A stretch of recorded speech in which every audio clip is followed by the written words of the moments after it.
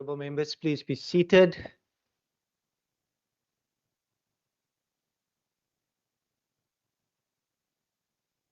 I have noted that the HOT, together with senior management, is already present.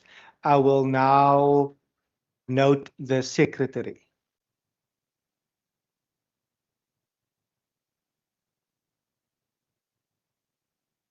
Debate on vote 3, Provincial Treasury, Western Cape Appropriation Bill. I recognize the minister. Thank you, Honourable Deputy Speaker. Honourable Speaker and Deputy Speaker, Honourable Premier and Cabinet members, Leader of the Opposition, members of the Western Cape Provincial Parliament, special guests, residents of the Western Cape.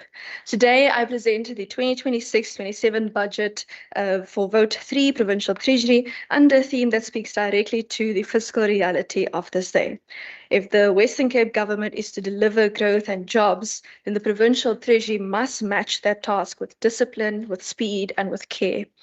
It means making sure that public money works harder, reaches further, and delivers real impact in the lives of the residents we serve. It means building a treasury that is fair in its reach, trusted in its judgment, modern in its systems, and relentless in its pursuit for value for money. This is the standard we continue to set for ourselves. Ours is a treasury that must turn limited resources into practical results. We must support our government to hold the line where pressure is rising, while still finding room to improve services, strengthen institutions, and support growth. We table this budget in a demanding service delivery environment. Population growth continues to place pressure on the provincial fiscus. Municipal governance weaknesses and financial strain are becoming more acute in many parts of the province.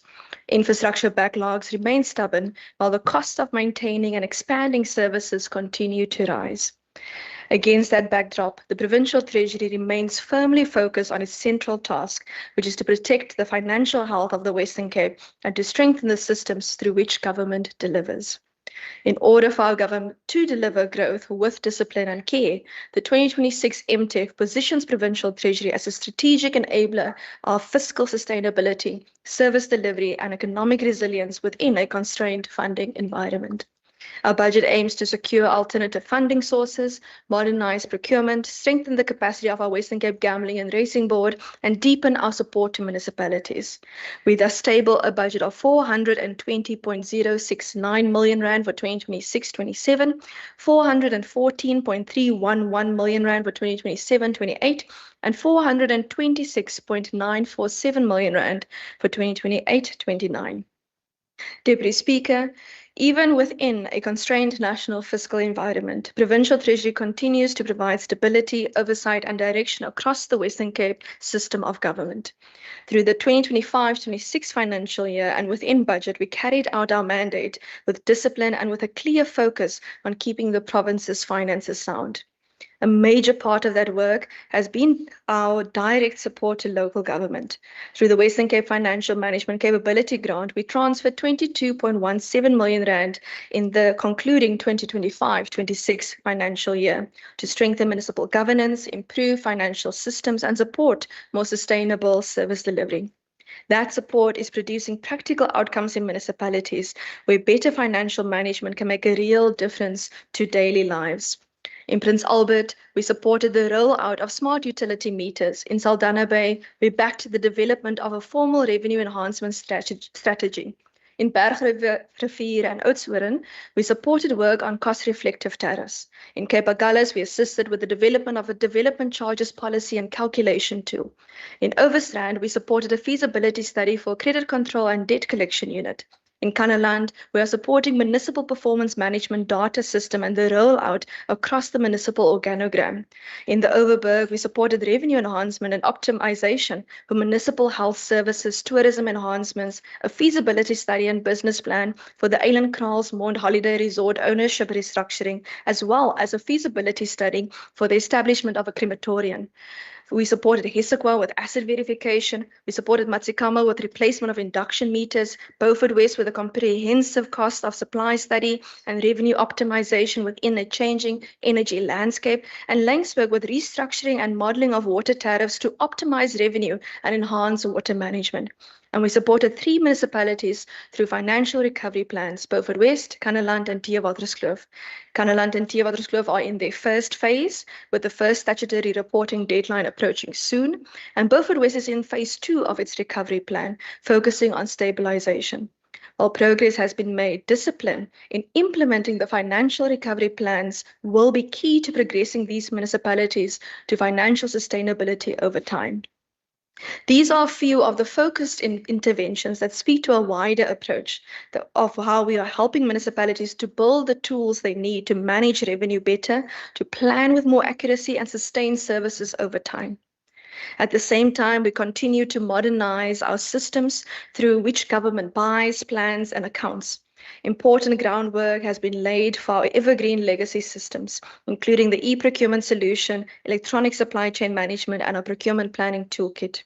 This work matters because a better state is built through better systems. When procurement is more efficient and more transparent, delays are reduced, accountability will improve, and public money then goes further. We also continue to produce crucial economic intelligence reports that supports better provincial decision making. The Municipal Economic Review and Outlook and Provincial Economic Review and Outlook remain important tools in helping us understand economic conditions, assess pressures, and guide policy and budget choices on a sound footing. And our local government budget performance overview provides a consolidated overview of the financial performance of municipalities across our province, fostering greater public transparency and trust, and focusing on strengthening the financial integrity of local government. I know Minister Ricardo McKenzie said earlier today, Deputy Speaker, that on Wednesdays we read. So I'm going to encourage that everyone please read our publications. As national transfers come under strain, we have also continued to widen our focus beyond traditional sources of funding. We strengthened our work on alternative and blended finance through our new alternative and blended finance framework, expanding our thinking around new revenue, and established an infrastructure panel of experts to help improve project assessment and value extraction from capital spending across the province. On the governance side, we expanded accounting training for our clients, deployed dedicated MSCOA project management support, and maintained strong internal audit support. Taken together, this work helps keep the Western Cape amongst the best governed administrations in South Africa. It shows again what disciplined financial management can make possible when it is backed by capable and caring people, practical systems, and a clear sense of purpose. Deputy Speaker, these allocations and achievements are not accidents of circumstance. They are deliberate and funded choices. They are the direct result of a treasury that understands that the scarcity of capital, budgets with strict discipline, and forces every allocation to really yield maximum public value. For the 2026-27 financial year, as mentioned previously, the Vote 3 is allocated 420.069 million rand and 414.3 million in 2027-28 and 426.9 million in 2028-29. It reflects a year-on-year increase of 25.61% from the revised 2025-26 estimate of 334.421 million rand. This increase is driven by a clear set of pressures and priorities. It provides for the filling of critical vacant posts, cost of living adjustments, support to municipalities, and transfers to the Western Cape Gambling and Racing Board to fund organizational changes, system improvements, and office accommodation enhancements. Of this total allocation, 266.212 million rand, or 63.4%, goes to compensation of employees. That is the largest share of this budget because the work of the Treasury depends on capable, caring, world-class professionals who can manage risk, guide departments, intervene when systems fail, and build the tools that make government work better. 59.964 million rand is allocated to goods and services, 89.536 million rand to transfers and subsidies, and 4.357 million rand to capital assets. Our budget will back our people, our systems, and our oversight. For Program 1, Administration, it will receive 73.738 million rand, which is 17.5% of the total vote. This allocation will sustain ministerial office, management services, and financial management support. It also funds core operational requirements that keep the Treasury functional and responsive. Within this program, the key items include 2.936 million rand for dedicated capacity to explore alternative revenue sources, 2.5 million rand for the external bursary program, 4.655 million rand for audit fees, 1.418 million rand for Microsoft licenses, 1.972 million rand for GG vehicles, 3.677 million rand for computer equipment, and 582,000 for the office printing solution. This matters because a treasury that cannot recruit, retain, train, or equip our people cannot credibly support the rest of government. Administration in this sense is the operating base from which financial discipline, institutional memory, and execution is maintained. Deputy Speaker, with us today, we have two interns and two trainee accountants who are helping the Treasury care at the speed of growth. We welcome Anita Hanama and Zodwa Sakawuli, interns in our MFMA Coordination Directorate. You just rise so that everyone can see you. Anita holds a diploma in accounting and recently completed her advanced diploma in accounting and will be graduating in a few weeks. And Zodwa holds a BCom in financial accounting. And welcome to the Provincial Parliament. We further welcome Asanda Mshluzi and Danielle Kion, trainee accountants within our Chartered Accountant Academy. Asanda is within our local government supply chain management directorate, and Danelle is supporting our Department of Health and Wellness. Danelle wrote her final board exam in December 2025 and passed, and she's now in a final year of traineeship as well. Welcome to the Provincial Parliament. Thank you. Deputy Speaker, it is because of brilliant minds like Anita, Sodwa, Asanda, and Danelle that we will be increasing our number of CA trainees, our graduate interns, and pay interns to help create a pipeline for our Treasury. Program 2, Sustainable Resource Management, remains the center of gravity in our vote, with an allocation of 204.496 million rand, or 48.7% of the total budget. This is where we anchor our fiscal policy, budget management, public finance oversight, and support to municipalities. Within this program, the budget makes room for some of the most important levers available to a modern treasury. It includes 17.411 million rand for the Western Cape Financial Management Capability Grant, 60.267 million rand as a transfer to the Western Cape Gambling and Racing Board, 1.994 million rand for alternative and blended finance work, 1.172 million rand for tax and alternative revenue sources, 2.116 million rand for municipal interventions, 2.573 million rand for Mero and Pero, 1.027 million rand for expenditure reviews, and 2.243 million rand for infrastructure panel of experts. This is really where the Treasury forces every rand to do more within the broader sense. It is where we test our fiscal choices against our evidence. It is where we search for new revenue options. It is where we help municipalities stabilize their finances before failure spills into service delivery collapse. And it is where we work to stretch the infrastructure funding envelope through blended finance and better project preparation. Alternative and blended finance, Deputy Speaker, is central in our work.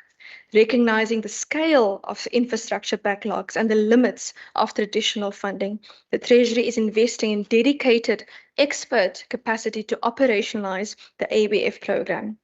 This work will move a pipeline of bankable infrastructure projects into structuring, crowd in private and development finance, and diversify funding sources while managing fiscal risk prudently. ABF is positioned as a critical mechanism to close infrastructure gaps, support inclusive growth, and improve long-term service delivery. Deputy Speaker, this year we've also created a dedicated alternative and blended finance reserve over the MTEF, totaling 518.814 million rand, which will serve as a stable recurring funding source for the servicing of borrowings linked to infrastructure and related projects. Our current and planned ABF pipeline amounts to 34.626 billion rand. It reflects a diversified and strategically targeted portfolio across transport, human settlements, water security, health, education, agriculture, municipal infrastructure, governance strengthening, and catalytic flagship projects. This portfolio includes 10.088 billion rand supported and leveraged through the budget facility of infrastructure for 3 health projects, 1 education project, and 3 municipal projects supporting sanitation, water, and transport.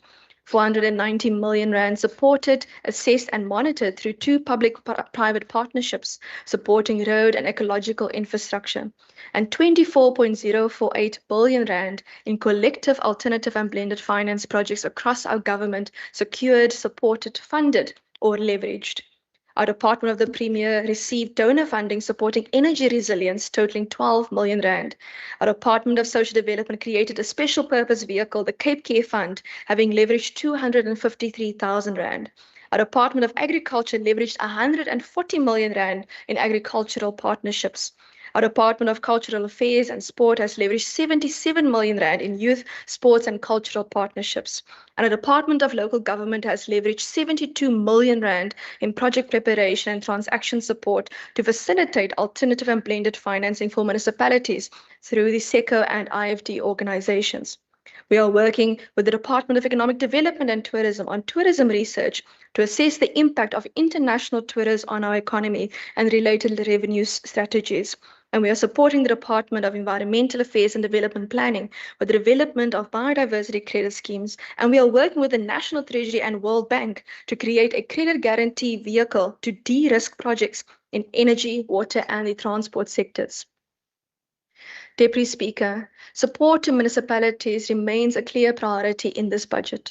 Under the Western Cape Financial Management Capability Grant, funded projects for 2026-27 include 280,000 rand for cost-reflective tariff study in Bergrivier, 2.55 million rand for development charges policy and calculation tool in Cape Agulhas, 600,000 rand for supplier portal in Drakensberg, 350,000 rand for long-term financial planning, operating costs in Issaquah, 2.717 million rand for asset management planning in Laingsburg, million rand for cost of supply study and updating of cost-reflective tariff tools, compiling asset maintenance plans, SCM model and internal audit support in Oudtshoorn, 2.5 million rand for smart utility meters in Prince Albert, 1.5 million rand for formal revenue enhancement strategy and development charges work in Saldanha Bay, and 1.5 million rand for asset register completeness in Theewaterskloof.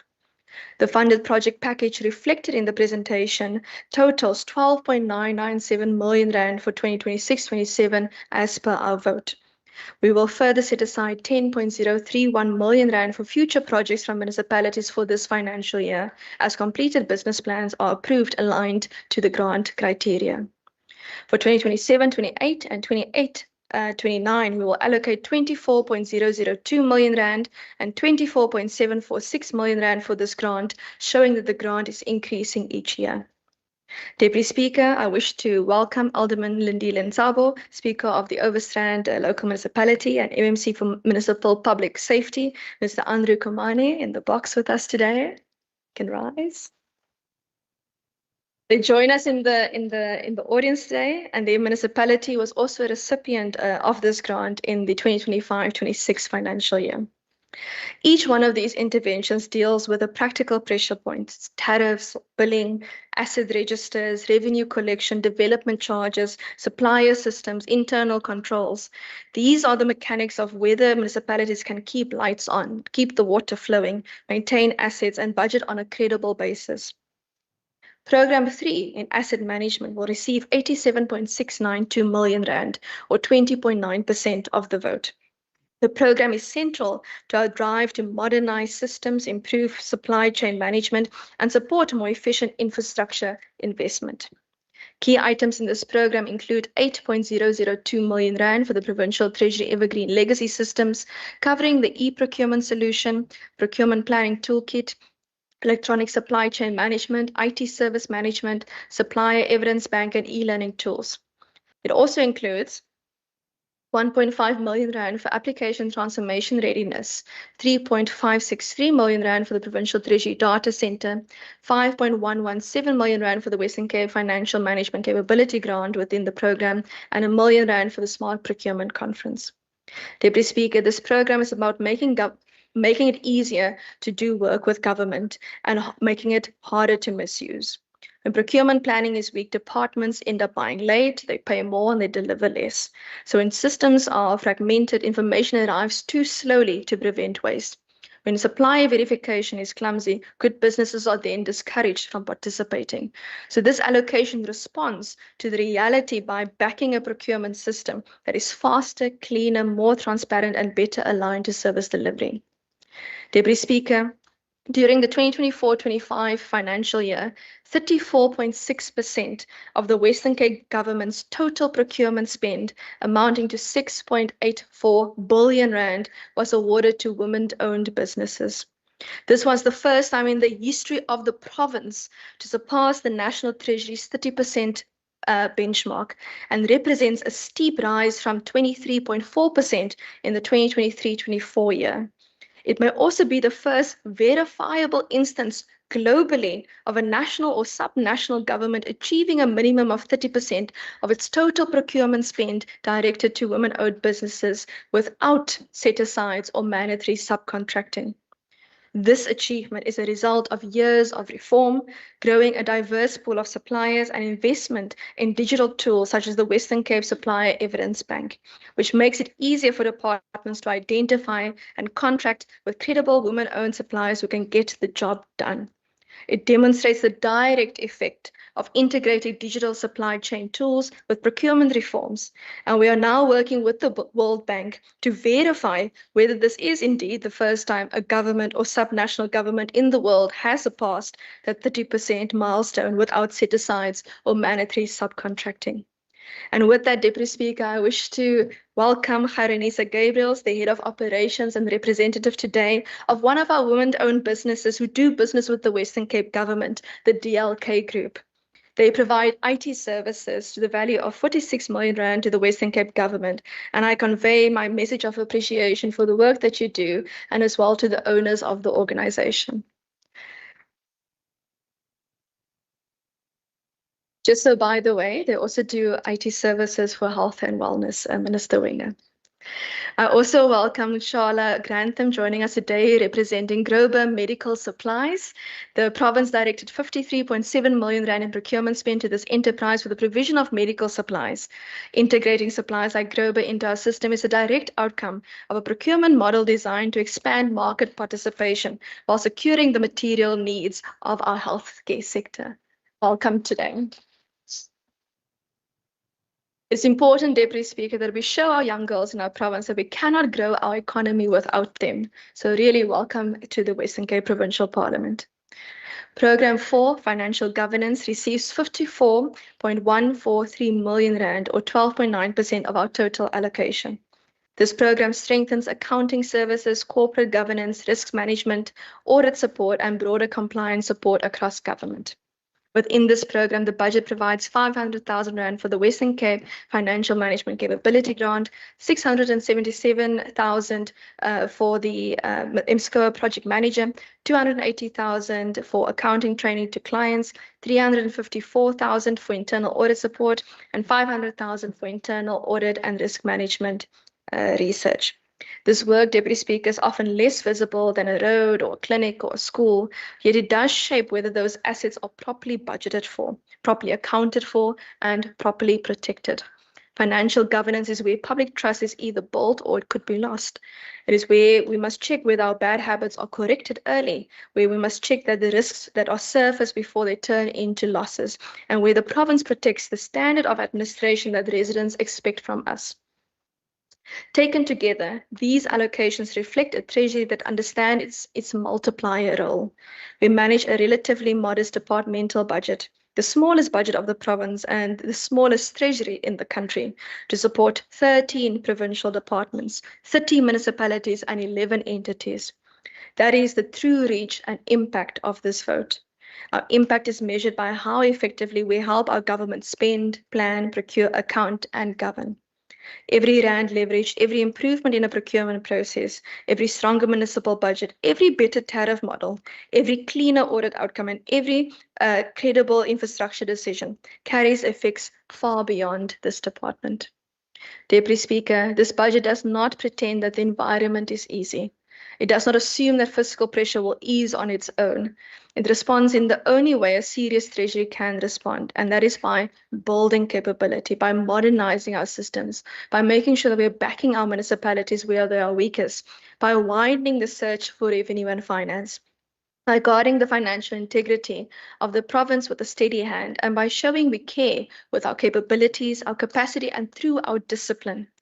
So, Deputy Speaker, I wish to thank the Standing Committee on Finance for its oversight and engagement, to the Chairperson, Mr. Leon van Wyk, and the members of this House, our Head of Department, Ms. Yolinda Gantana, our Head Official, our CFO, Ms. Anna-Marie Smith, our senior management and officials from the Provincial Treasury, our entity, the Western Cape Gambling and Racing Board, my ministry team, and our team finance partners across national, provincial, and local government for the continued work and commitment. Honourable Deputy Speaker, for the consideration of this House, I table vote 3 for Provincial Treasury. I thank you.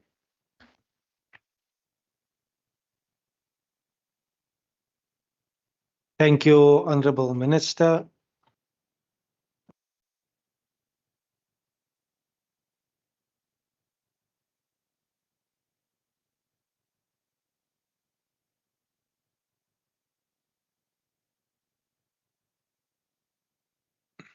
Thank you. I recognize the Honourable Nkondlo.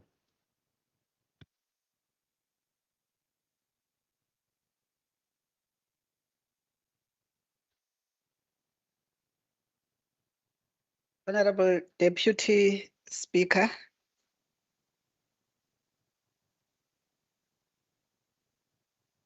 Aldous Huxley says, open quotes, he stacks the cards against the truth. He uses underemphasis and overemphasis to dodge issues and evade facts. He omits facts, close quote. This is what we have experienced in this House in the past 2 days. This is when a set of facts are denounced, so to loud hail others, as blue lies remain the only truth allowed by a DA mob. This provincial treasury suffers from leadership for its time, as DA and its ministers for the past 17 years has misgoverned this provincial economy by failing to align public finances to the National Development Plan and its goals. With no clear plan against hunger, inequality, and inclusive economy, a story and lived reality of many low-income earners who are a majority in this province. The ANC does not support this vote. Murray Swart wrote in an article last week, open quote, rising living costs threaten the affordability for the Western Cape's elderly. That's the topic of the article. It reflects on the Stats SA data that shows Western Cape as having the largest share of elderly residents in the country at 12.3%, well above national average. The article further laments the outcry that behind these numbers lies a growing public concern whether residents can afford to age with dignity in a province where housing, food, and transport costs continue to climb. Dr. E.V. Rapiti further writes an article titled, "The City of Cape Town is not in touch with its people," just 2 days ago, and further elaborates the burden that the city tariffs has in eroding value and asset wealth of elderly which they worked over years of their productive lives. He makes the point, open quote, using property value as the determinant of tariff category, the city has created a system that overcharges the poor, subsidizes the wealthy, punishes low usage households, ignores the lived reality of pensioners, and undermines the principle of fair and just service delivery. Close quote. He further argues that Cape Town needs an electricity tariff system that recognizes income usage, and vulnerability, not just property value. These 2 articles confirms the discussion we had in the Standing Committee about the work done by this department around cost-reflective tariffs, and I hear the minister talking about this tool here and the tool there. And the question is the extent of these tools being able to influence these municipalities in the responsibility that this provincial treasury, in aligning with the National Development Plan and the national objectives of ensuring we manage cost of living and the burden to citizens. The officials informed us about their work, but fell short in telling us which and how this work has actually realized a cost-reflective tariff environment in our municipalities. The truth that is lived by citizens of this province bears testimony under the DA administration, as citizens had to take it upon themselves to litigate the DA-run City of Cape Town for ignoring a public participation input against their 2025-2026 budget due to unreasonable and not so cost-reflective tariffs. The South African Property Owners Association, joined by NGOs and Freedom Front Plus, took to the courts against what they view as an unfair burden on ratepayers, challenging 3 property-linked tariffs introduced by the 2025-26 budget. The Tshwane ruling stands a clear ruling to the City of Cape Town, as it ruled against the city cleansing levy and found the municipality acted unlawfully by increasing bills without, I quote, proper consultation, and Tshwane was then ordered to restore residents to their original position within 90 days.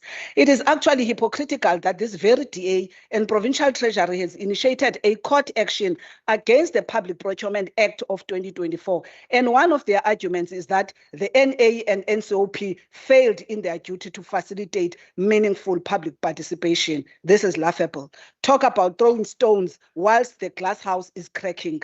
It can only be stupidity that some are boldly standing here, even in their professional capacity, and regurgitate such foolishness and mediocrity. The double-speak and schizophrenia of DA is glaring in this province. As in 2023-24, the city implemented a 17.6 tariff increase despite NERSA's 15.1%, and further incorporated additional unregulated surcharges of 37 cents per unit. These fixed charges introduced reduces the amount of electricity a low-income consumer gets for their money, let alone the city that has used electricity purchases as a debt collection for those owing rates, further eroding the kilowatts per unit purchased by owing households. Where is kindness and care in this blatant abuse of tariffs?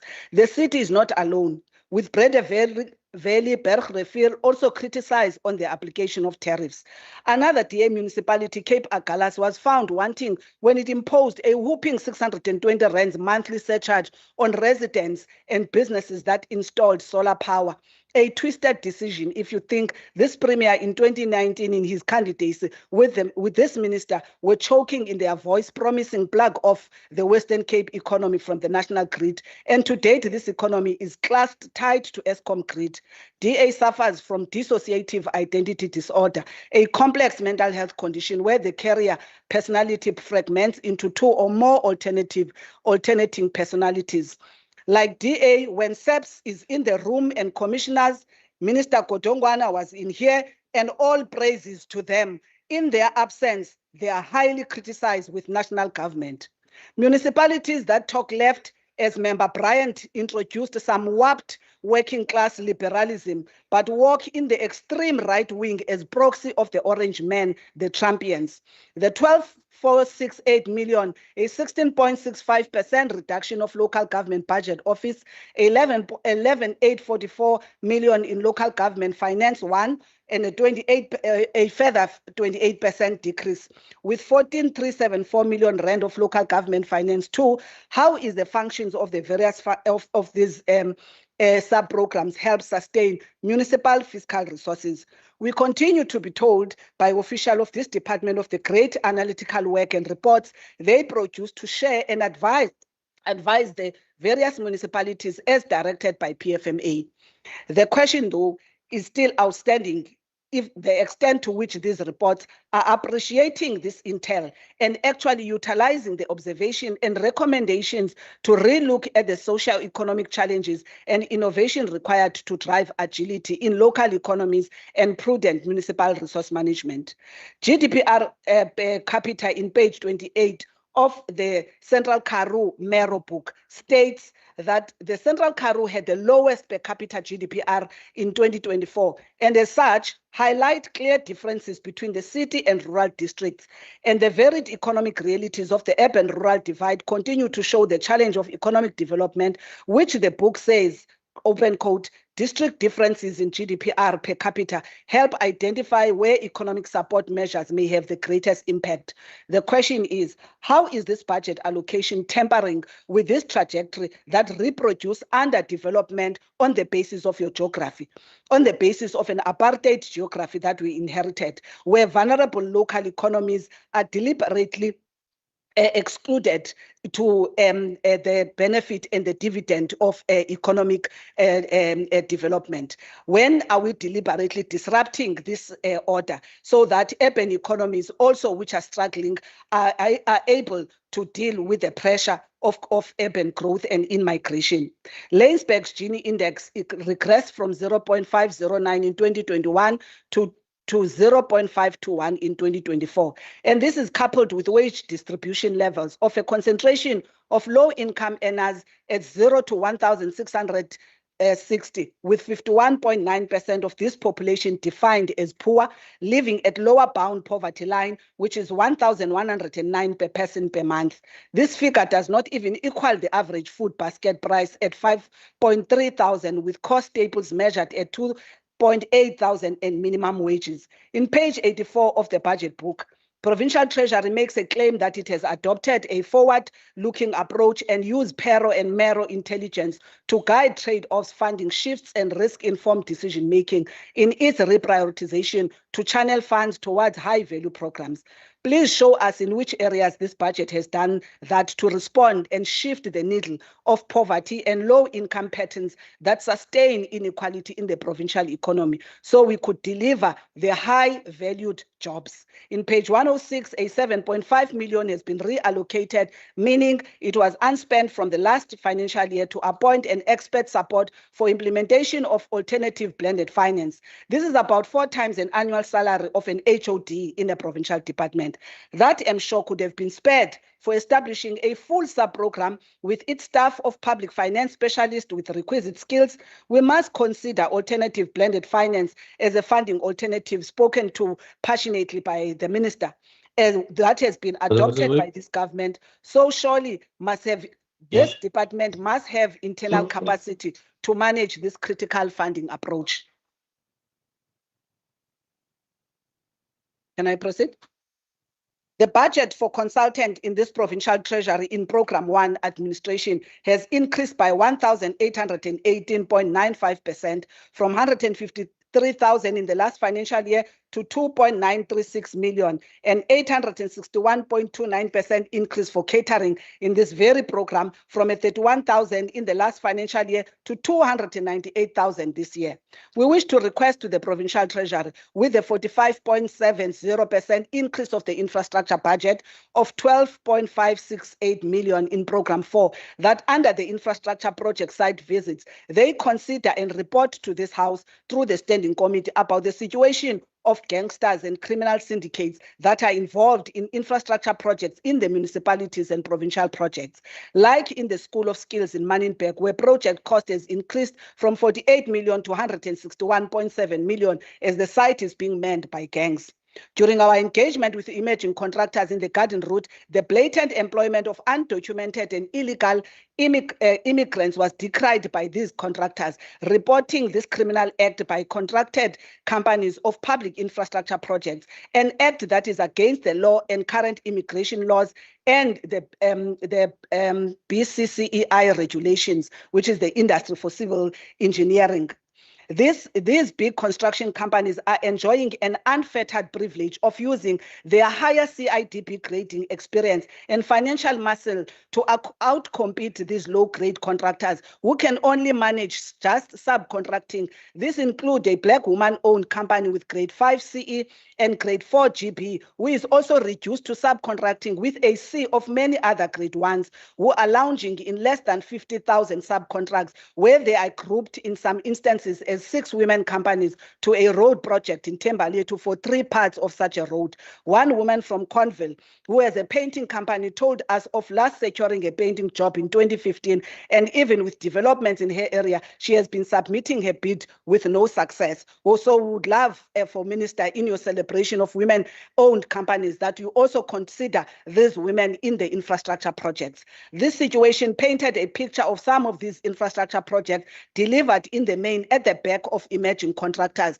with big contractors just purely the Manchingilanes project managing, whilst the financial benefit is not relatively distributed. It is quite shameful that the big contractors benefit from consolidation of projects, which shoots the grading level of these projects to their favor, especially because they are in the level of grade 6 to grade 9. And yet, when they subcontract, they can't extend the same benefit. Instead, they either unbundle the projects to a level that does not drive value for emerging contractors to graduate to the next grade, and they fraud the very state coffers by replacing the labor cost that would have been costed and approved as successful bidders, only to then pay laborers EPWP rates. These emerging contractors are asking how and who is monitoring these acts by big business, who bully and exploit subcontractors and deprive locals employment opportunities. This provincial treasury cannot just be a conveyor belt of capital Kindly and conclude, must member. enable unregulated behavior of private players in public projects. I thank you. Thank you. Do not support this vote.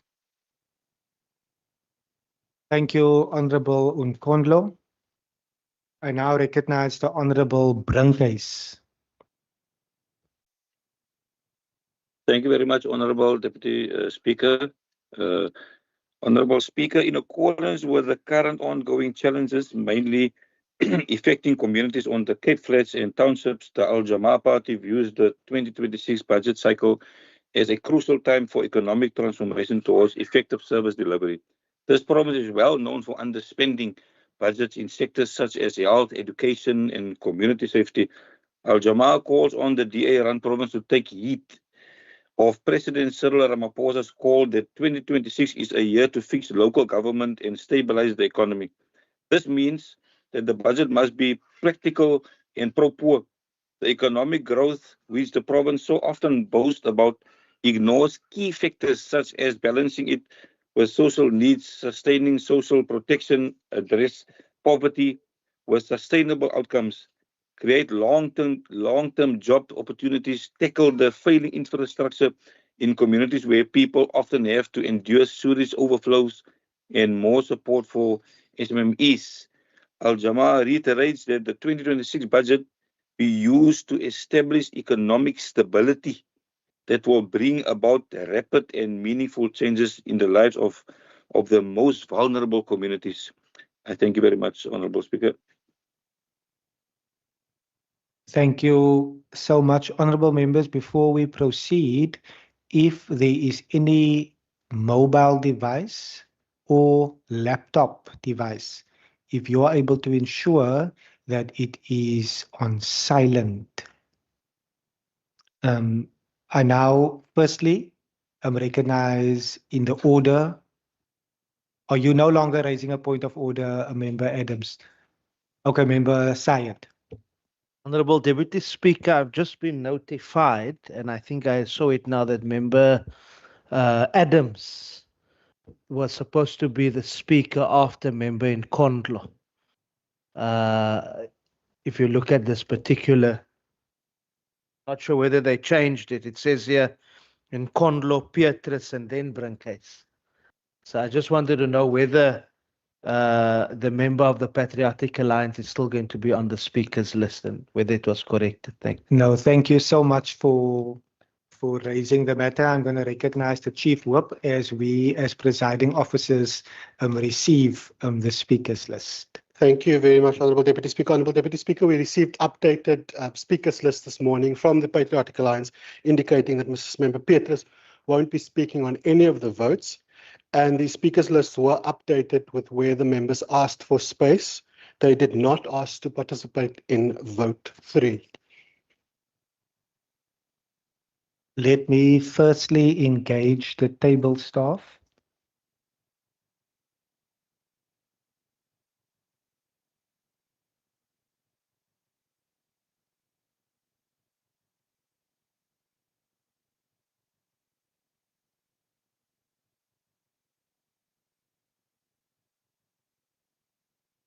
Honorable members, I have engaged the table staff, and having received the speakers list my side, the table staff confirms the comments made by the Chief Whip in terms of the speakers list. I'm unable to amend the speakers list at this particular stage. I trust you find that in order. I'm so delighted to see the opposition working together. So thank you so much, Member Adams. Colleagues, we will promptly commence, and I recognize the Honourable Van Wyk. Honourable Deputy Speaker, during the course of the 2026-27 budget deliberations, it has become clear that the Western Cape wishes to forge ahead in managing its budget in such a manner that it can promote increased economic activity that will in turn promote growth in employment. This approach is contained within the G4J strategy. To successfully achieve such objectives, it is essential that public sector institutions across society demonstrate the necessary proactive good governance and service delivery, decision-making and implementation of projects that becomes infectious in translating this attitude to private sector, businesses and investors. The impact of demonstration is powerful. When George Municipality was upgrading the Market Street link for the Go George bus service and simultaneously did essential maintenance and painting of one of its office buildings on that street, it did not take long for private owners of commercial properties to follow suit. Across our country, most of the buildings occupied by government departments or municipalities are not maintained and in desperate need of refurbishment. This sends a negative message, which when combined with the encumbering and restrictive legislation and regulations that make it onerous and time-consuming to comply without adding real benefit, it sends a negative signal in relation to investment. We need to consciously take note of the needs and expectations of citizens, the private sector, and investors, and the policies that enable them to participate meaningfully in the economy and society.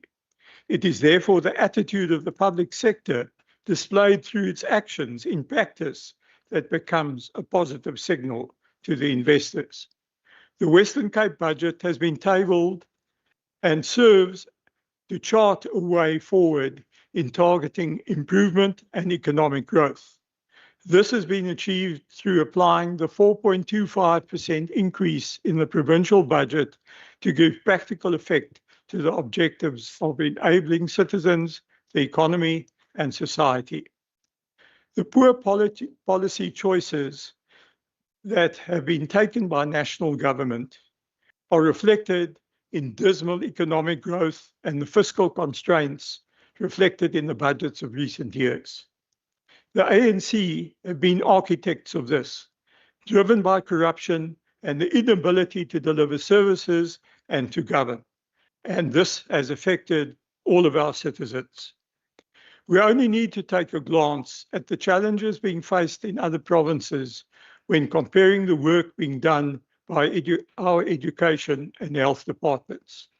In using KwaZulu-Natal as an example, the revised estimates of expenditure for education for 25-26 will exceed the budget approved during the adjustment appropriation only a few months ago by over 500 million.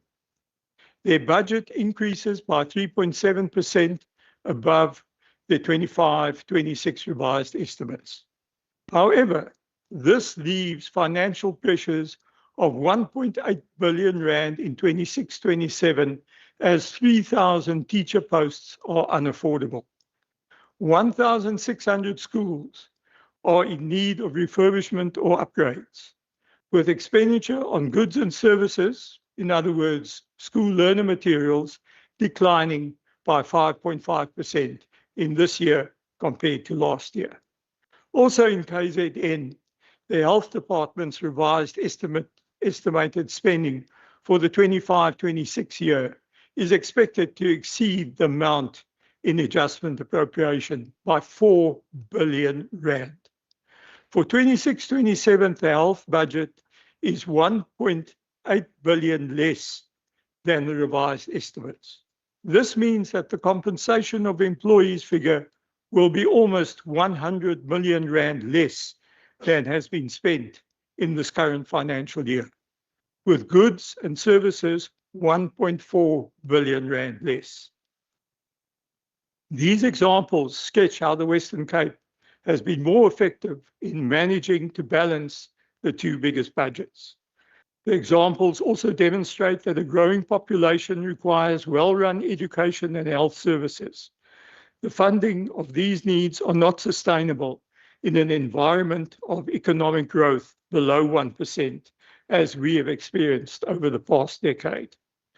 Honourable Deputy Speaker, in turning attention to the work of the Provincial Treasury and its budget for 26-27 of 420.069 million rand, it is worthwhile to examine some of the activities being undertaken by this department at the heart of the provincial government's operations. As we forge ahead with the overall objectives, it is critical to undertake forecasting and planning for long-term financial stability.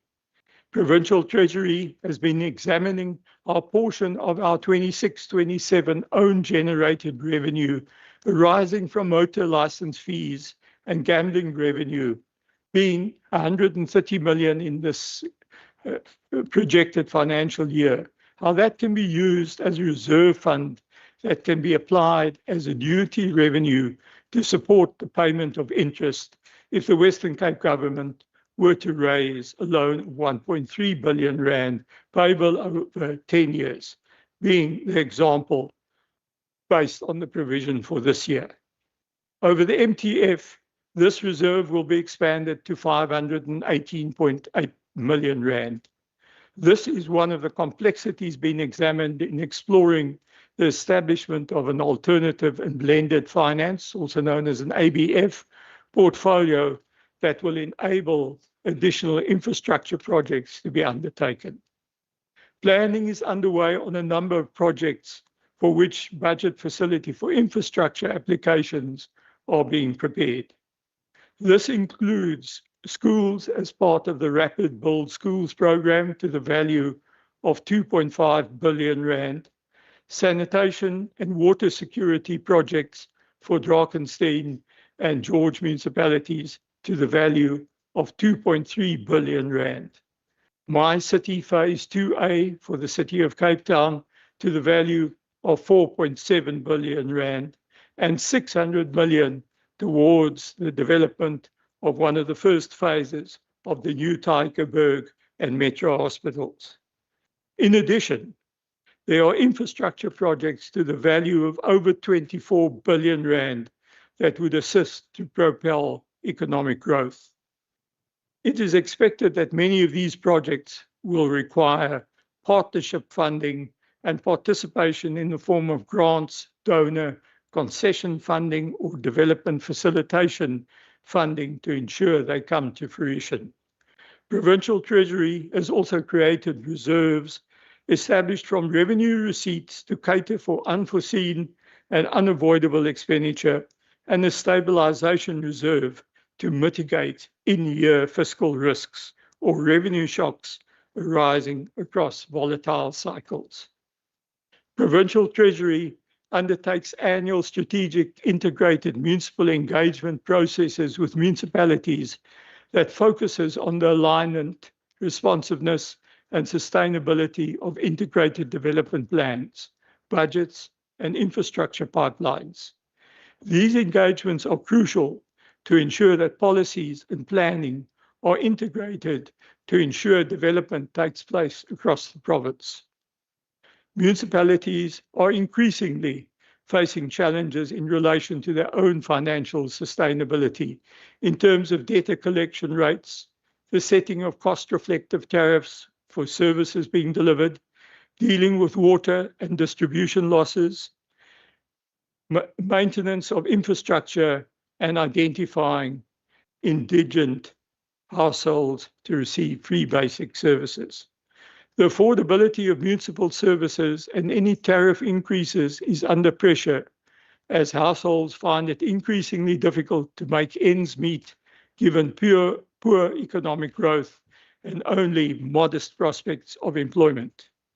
The draft municipal budgets being tabled by the end of March will need to take into account that Eskom electricity tariffs will once again increase above the inflation rate as from July 2026. There is increasing resistance from domestic and business consumers of electricity as Eskom's electricity prices are higher relative to the costs of renewable energy.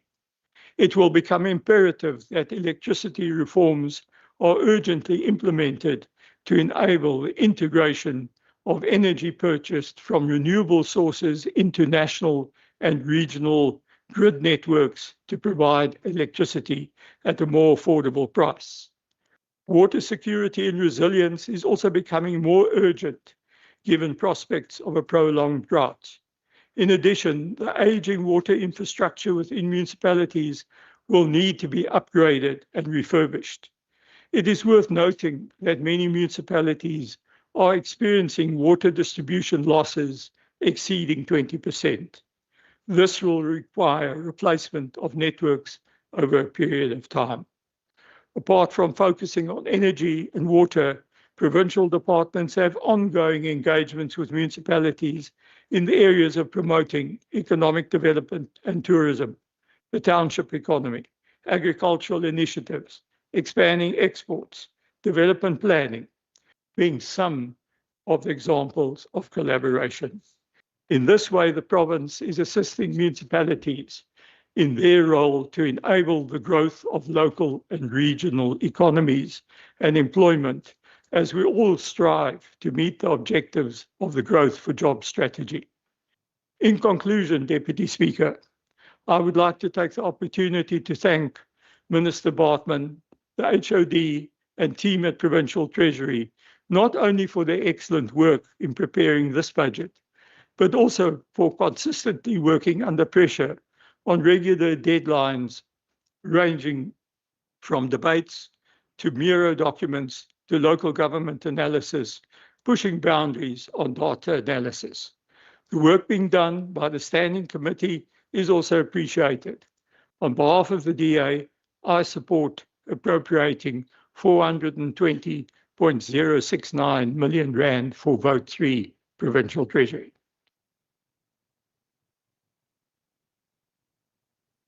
Thank you, Honourable Van Wyk. I recognize the Minister to conclude the vote.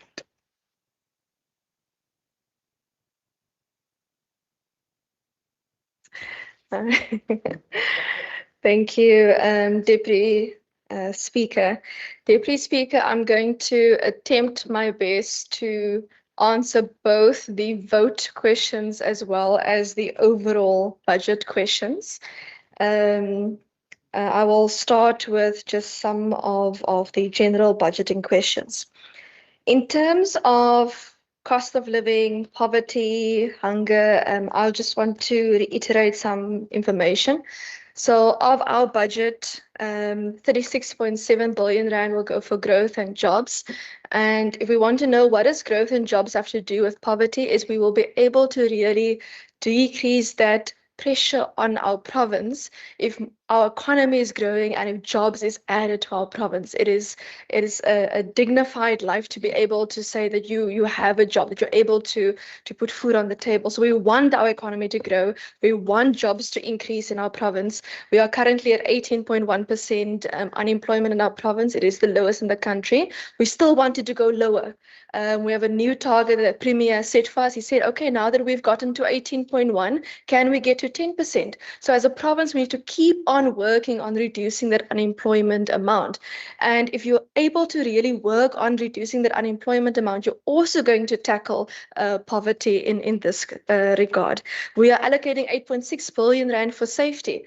You might ask, what does safety have to do with the economy? But if it's not safe for you to get to your job, if it's not safe for you to get to your place of entertainment, employment or your place of worship or your place of school or your, the clinic, the hospital, if it's not safe for you to get to your home, then we won't be able to grow our economy. We won't be able to create jobs because our people's lives are at risk. If we don't invest in an educated, healthy, and caring society, 77% of our budget is going to education, health, and social development departments. For the EHAC's policy priority, 208.6 billion rand is going to this priority to make sure that we increase the social development workers, that we increase the amount that we put into the older persons program, for example. In agriculture, for example, we're increasing mobile abattoirs. We want mobile abattoirs for the informal economy because we want to make sure that we are helping people grow the economy, creating jobs. We want to be able to make sure that in education that our children are not only entering into our schools, but that they are finishing matric and able to go forward. We want to be able to make sure that people have quality healthcare. We want to make sure that people have opportunities for employment and employability, and that youth have youth programs. That's why, for example, we've heard some of the increases in the Department of Cultural Affairs and Sport that we've heard. If you also want a growing economy and able to create jobs, we have to make sure that we have credible systems for things like ICT, for things like procurement, that we are using AI ethically, that we're making sure that we are responsibly approaching alternative and blended finance. And that is why we're going to be spending 31.9 billion rand on innovation, culture, and governance in our province. In terms of hunger specifically, I know I did mention it both in the budget as well as in second reading, but I'll just quickly go through some of the allocations again.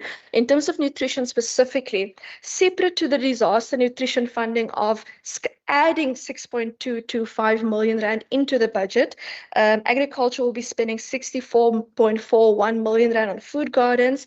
The education department through the nutrition program will be spending 1.771 billion rand feeding children every single day. Health as partnering with the private sector to help moms and their babies through the Kulisa program for malnutrition. Social development is going to be spending 12.256 million rand on food security through community feeding and nutrition programs.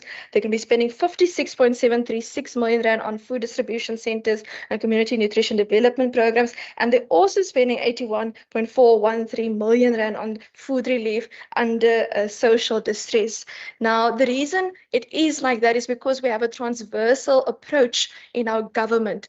Jobs doesn't belong to one department. Safety doesn't belong to one department. Having an educated, healthy, and caring society doesn't belong to one department. Innovation, culture, and governance doesn't belong to one department. So the way that we approach our budget really is in a transversal manner. In terms of the cost of living, part of the reason that we help municipalities with these cost of supply tariffs and tariff tools is to make sure that our tariffs are cost reflective. And there are input costs in tariffs that you have to account for in costs. If someone says to you the input cost is 5 rand and you must now go sell it, are you then able to sell it for less than 5 rand without being able to cover your costs? No. So you need to take into account those input costs. So let's have a conversation about what those input costs are. NERSA is an input cost. When NERSA increases the tariffs for energy, then you have to take it into consideration into your cost of supply. Part of the court case previously that was brought against government, and not just the Western Cape government, it was the whole government, where it was saying against NERSA was you must have a cost of supply study. So the court said that you can't then increase if you don't have the cost of supply study. So we have to help municipalities to make sure that those cost of supply studies are concluded. If you have food inflation, it's going to affect your good and services budget.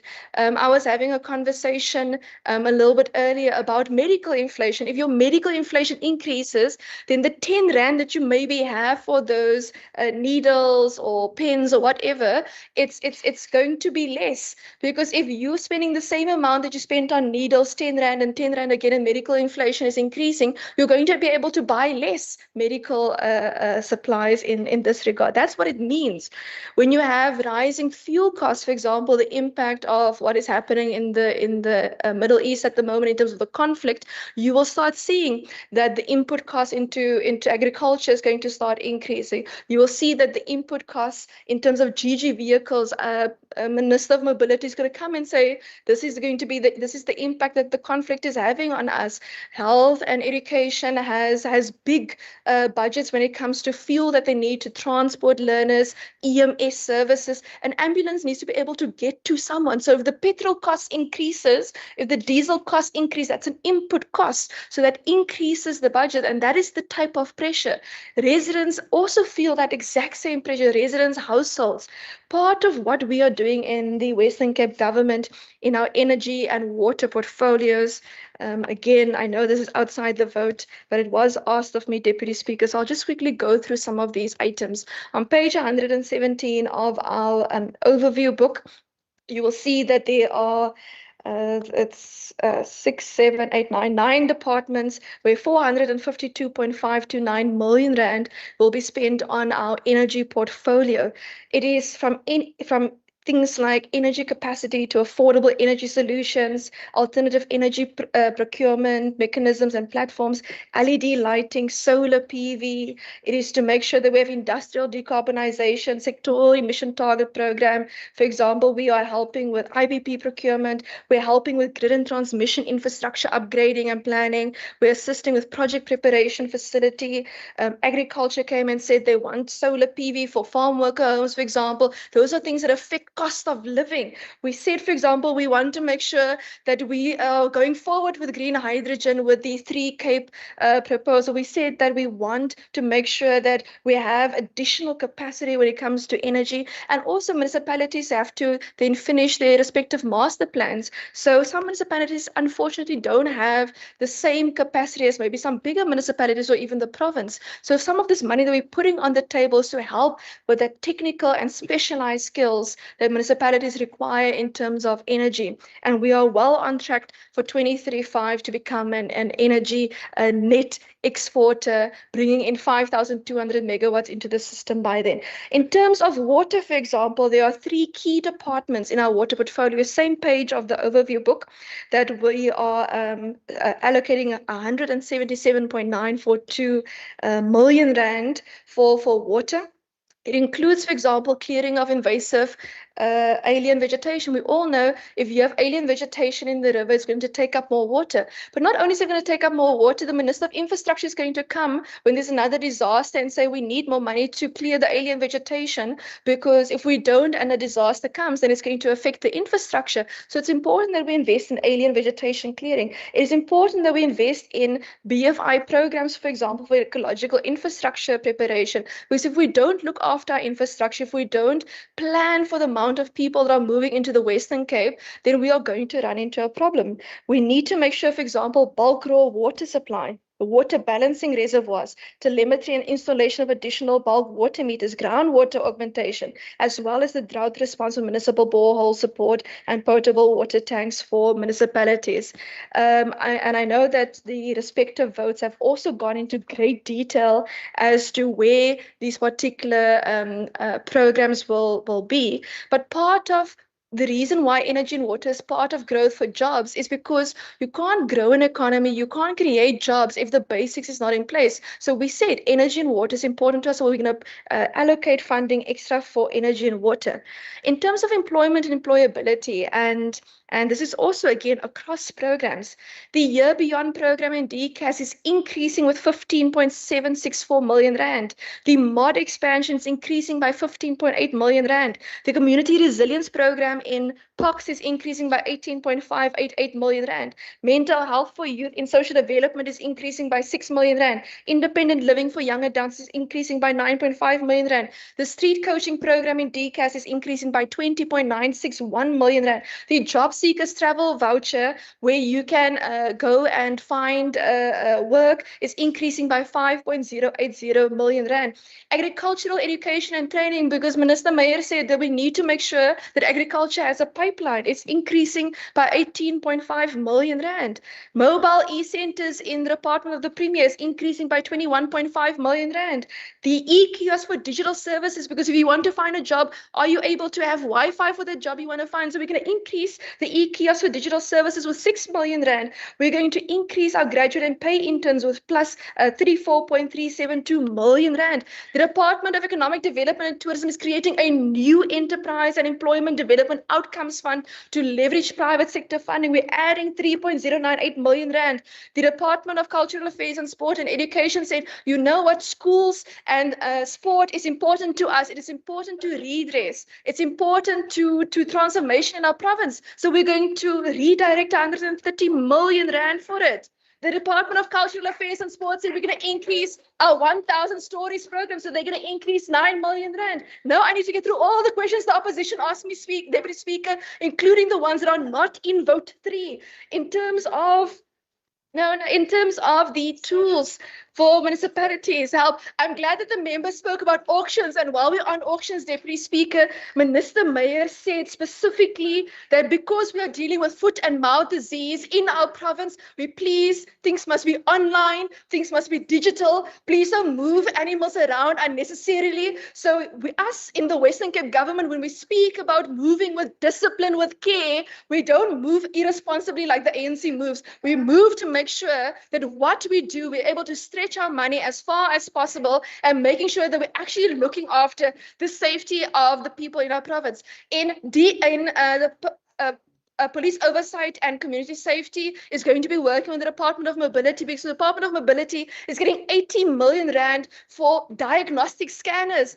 When I found out about these diagnostic scanners during the budget process, they came and they said, you know what, Deputy Speaker, you know what we can do? We can actually track and see what is in a truck. We can see the illegal movement of firearms. We can see the illegal movements of goods. We can see the illegal movement of animals. We can see people doing child trafficking with those diagnostic scanners. So we are going to deploy those diagnostic scanners because we want to address crime in our province. And that is what we mean when we talk about a transversal approach, that every single department must come to the table for growth, for jobs, for e-hacks. Every department must come to the table for safety. Every department must come to the table for ICG. When I speak about ABF in the vote, Deputy Speaker, you will notice I don't only speak about what is in the Treasury vote. I speak about how we are working with every single department on alternative and blended financing. Because if 95% of your budget comes from national transfers and only 5% comes from your actual own provincial revenue,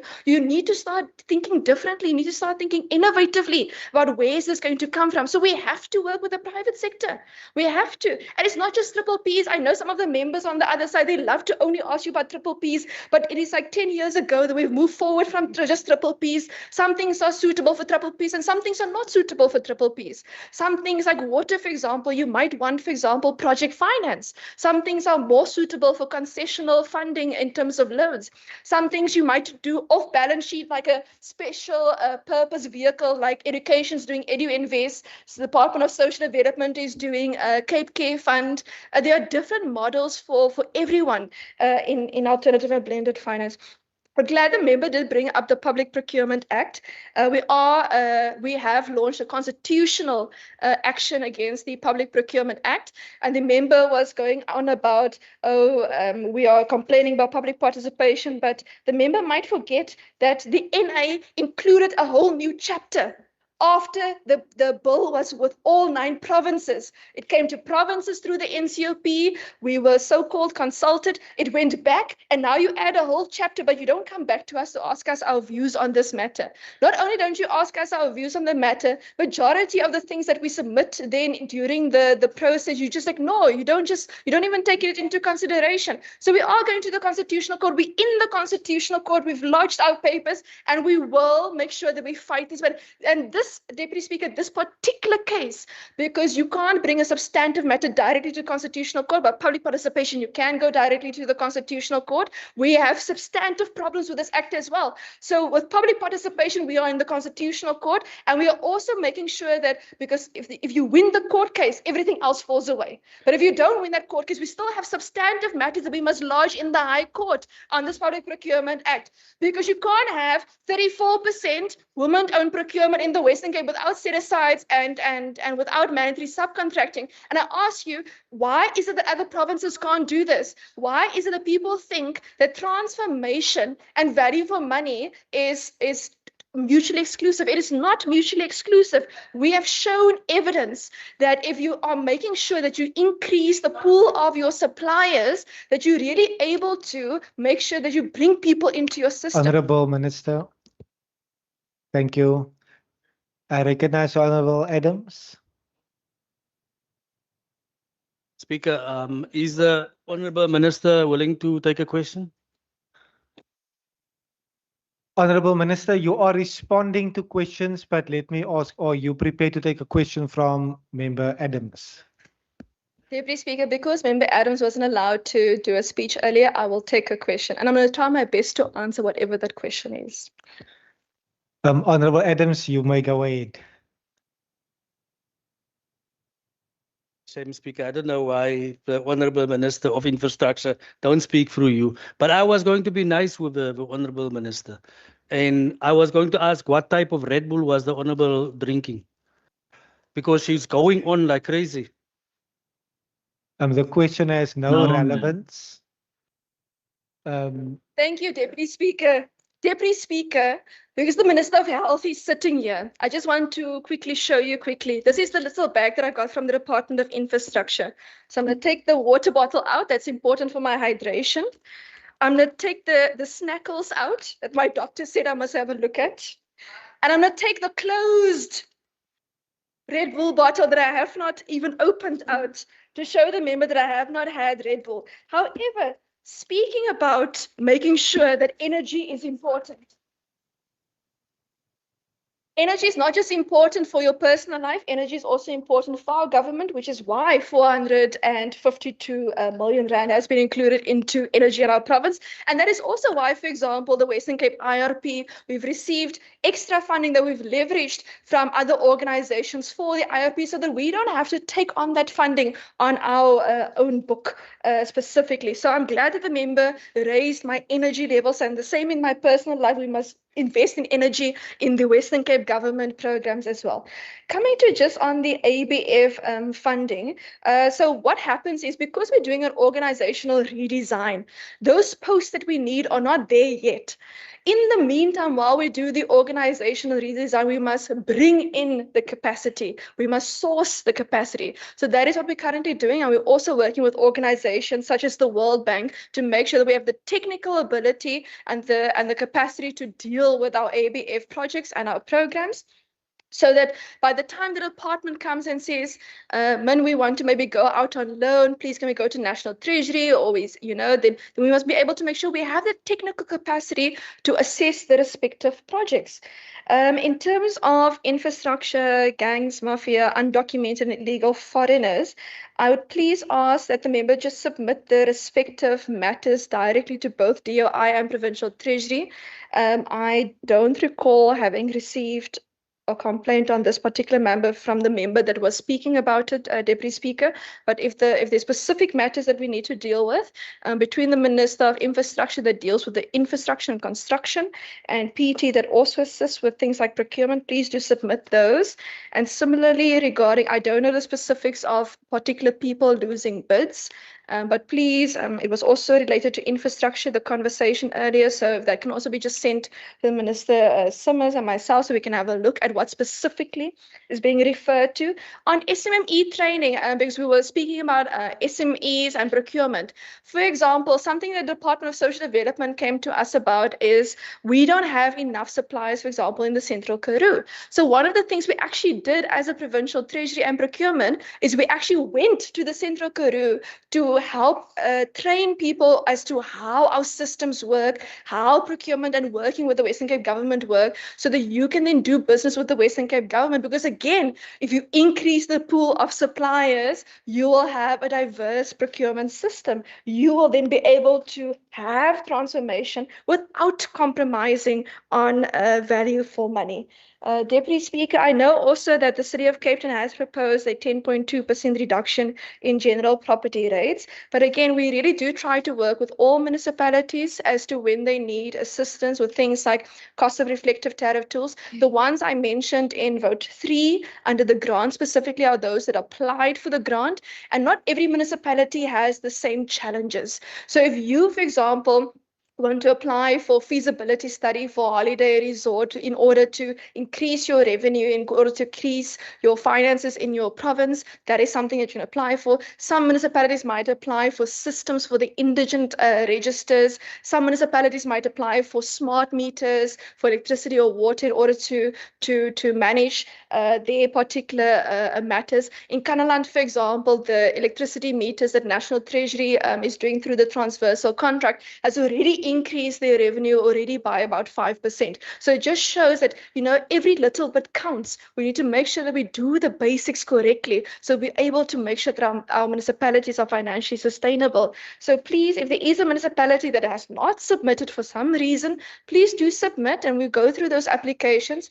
Like I've mentioned previously, we've put money aside for applications that are still coming in this regard, because the SIME processes in provincial treasury and municipalities and Department of Local Government, as well as the budget process for municipalities is still ongoing. So that is part of the reason why some of those allocations have not specifically been allocated. In terms of Yes, I think I've dealt with majority. In terms of the catering increases, I just want to deal with that. In terms of the catering increases, that's because the actual events in provincial treasury for the whole treasury has increased. If you want to go do SME training, if you want to go put up a procurement table somewhere, if you want to host a smart procurement conference, if we want to have the provincial governance and budget forum more than once a year, twice a year to see people, you know what's going to end up happening? If you have people there for 8 hours, you're going to have to give them lunch. So catering increases. Smart procurement, it increases. The smart procurement conference is getting bigger and bigger every single year. If we go do training in different parts of the province, and members will often ask us to go do extra SME training in certain areas, you know what ends up happening? The fuel cost in the department increases because you have to drive to the area. You know, your overtime increases because if it's far and you have to sleep over, it's an input cost.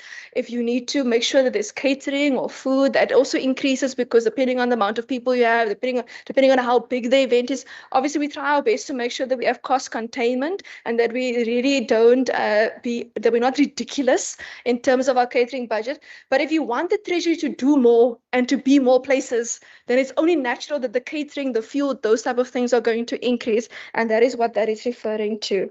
Deputy Speaker, given that I wasn't really asked anything else on the actual vote, I just want to thank our HOD, our CFO, again, our senior management. Paul, I know you said lekker afstel daarachter, but Paul's also retiring, Paul Pinaar, soon. And we wish you all the best. I think this will probably be the last budget vote that you'll be part of and last budget process that you'll be part of. En ek hoop regtig dat jy lekker op die see gaan sit saam met jou vrou en dat jy nie dink aan al die begrotingsprosesse nie. And I'm sure that we will make sure that we continue the work on the green tagging that Minister Bradell said we must continue doing. We must continue that work because that green tagging is also then going to link again to alternative and blended financing. Ek weet nie hoe baie om vir jou dankie te sê vir al die werk wat jy doen in ons tesourie nie.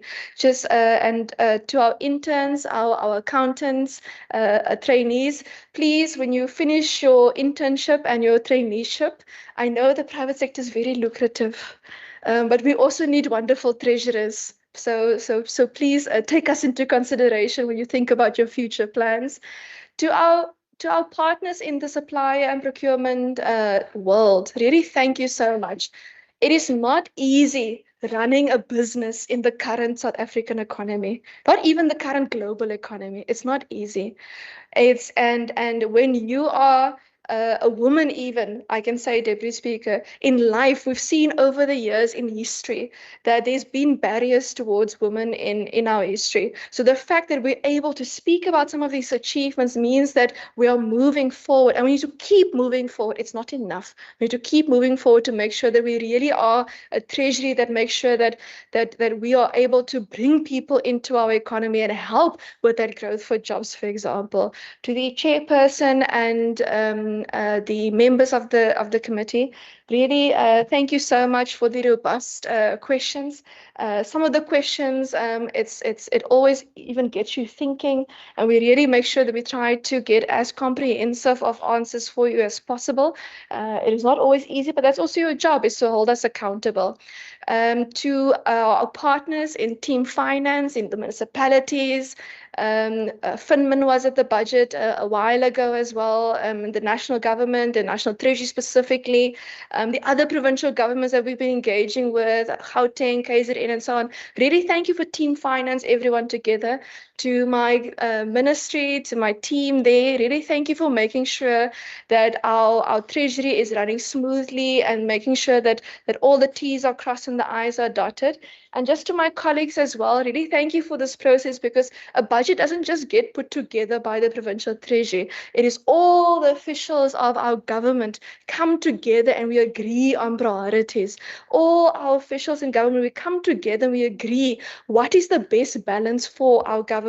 How can we really grow this economy, and how can we do it with that discipline we spoke about? How can we do it with that care we spoke about? And with that, Deputy Speaker, I thank you, and I hope that the House supports this vote.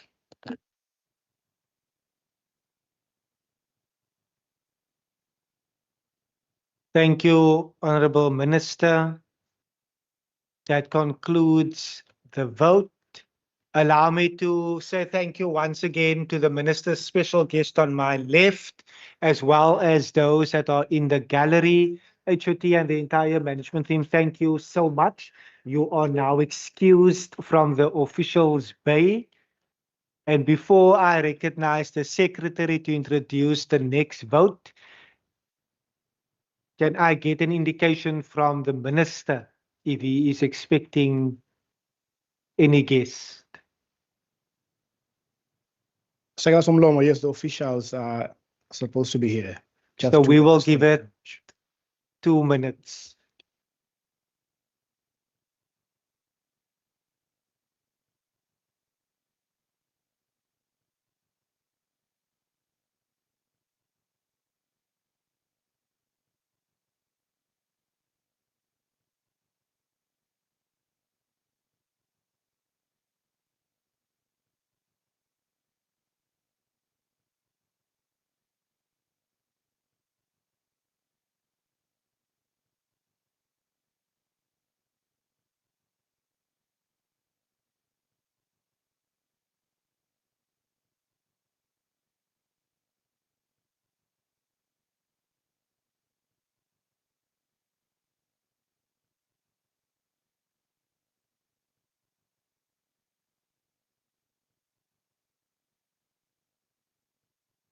Honorable members, welcome to officials in the Department of Mobility.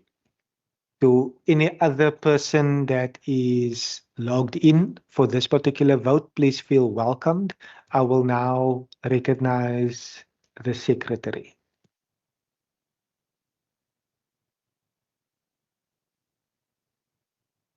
Debate on vote 8, Mobility, Western Cape Appropriation Bill.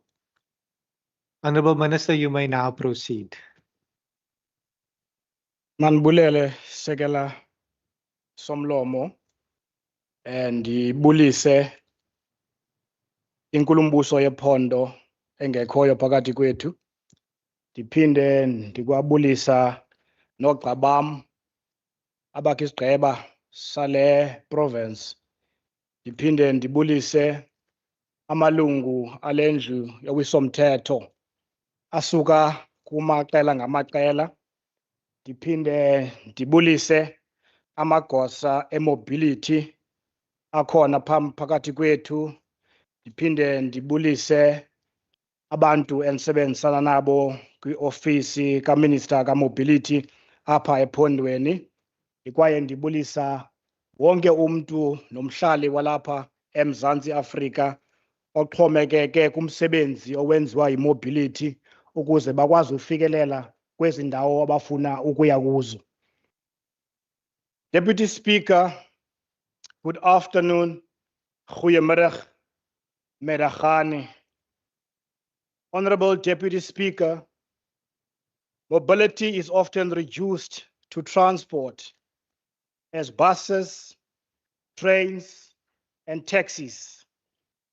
But in reality, mobility is what enables the state to function and society to thrive.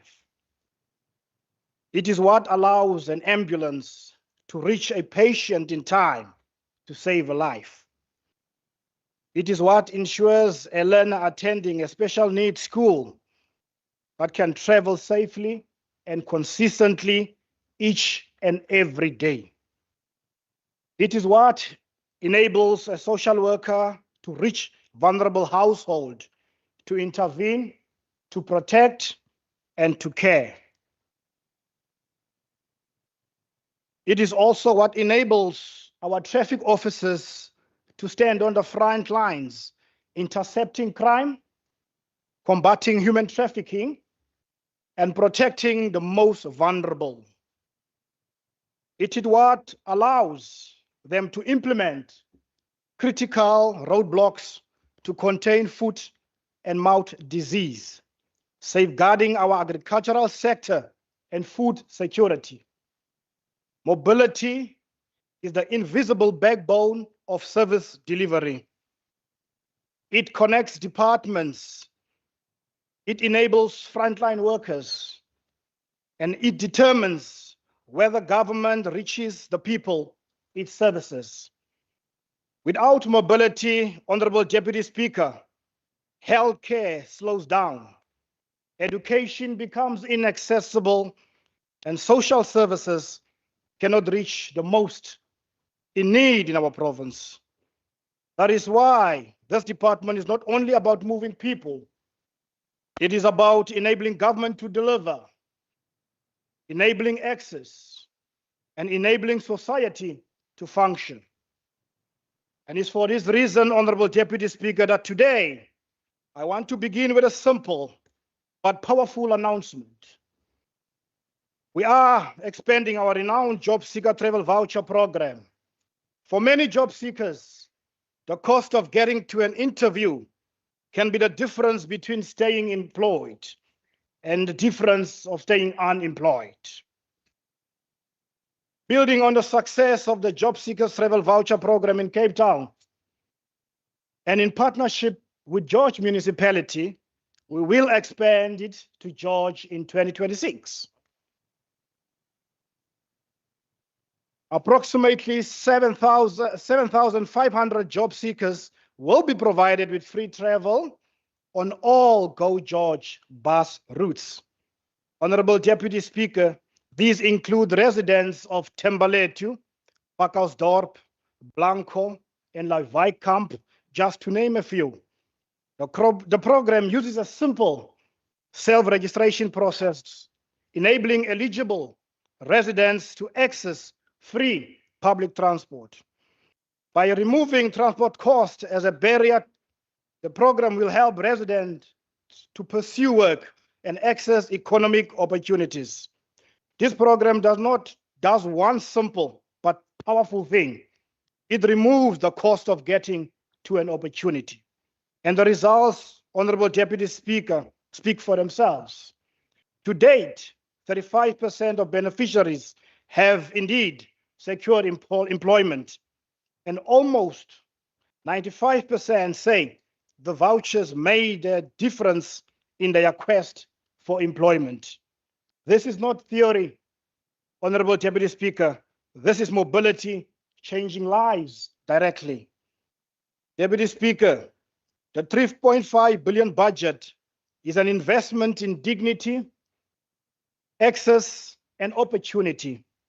As we continue to invest in daily mobility, 1.3 billion will be allocated to the Golden Arrow bus services to continue subsidizing 230,000 commuters on a daily basis.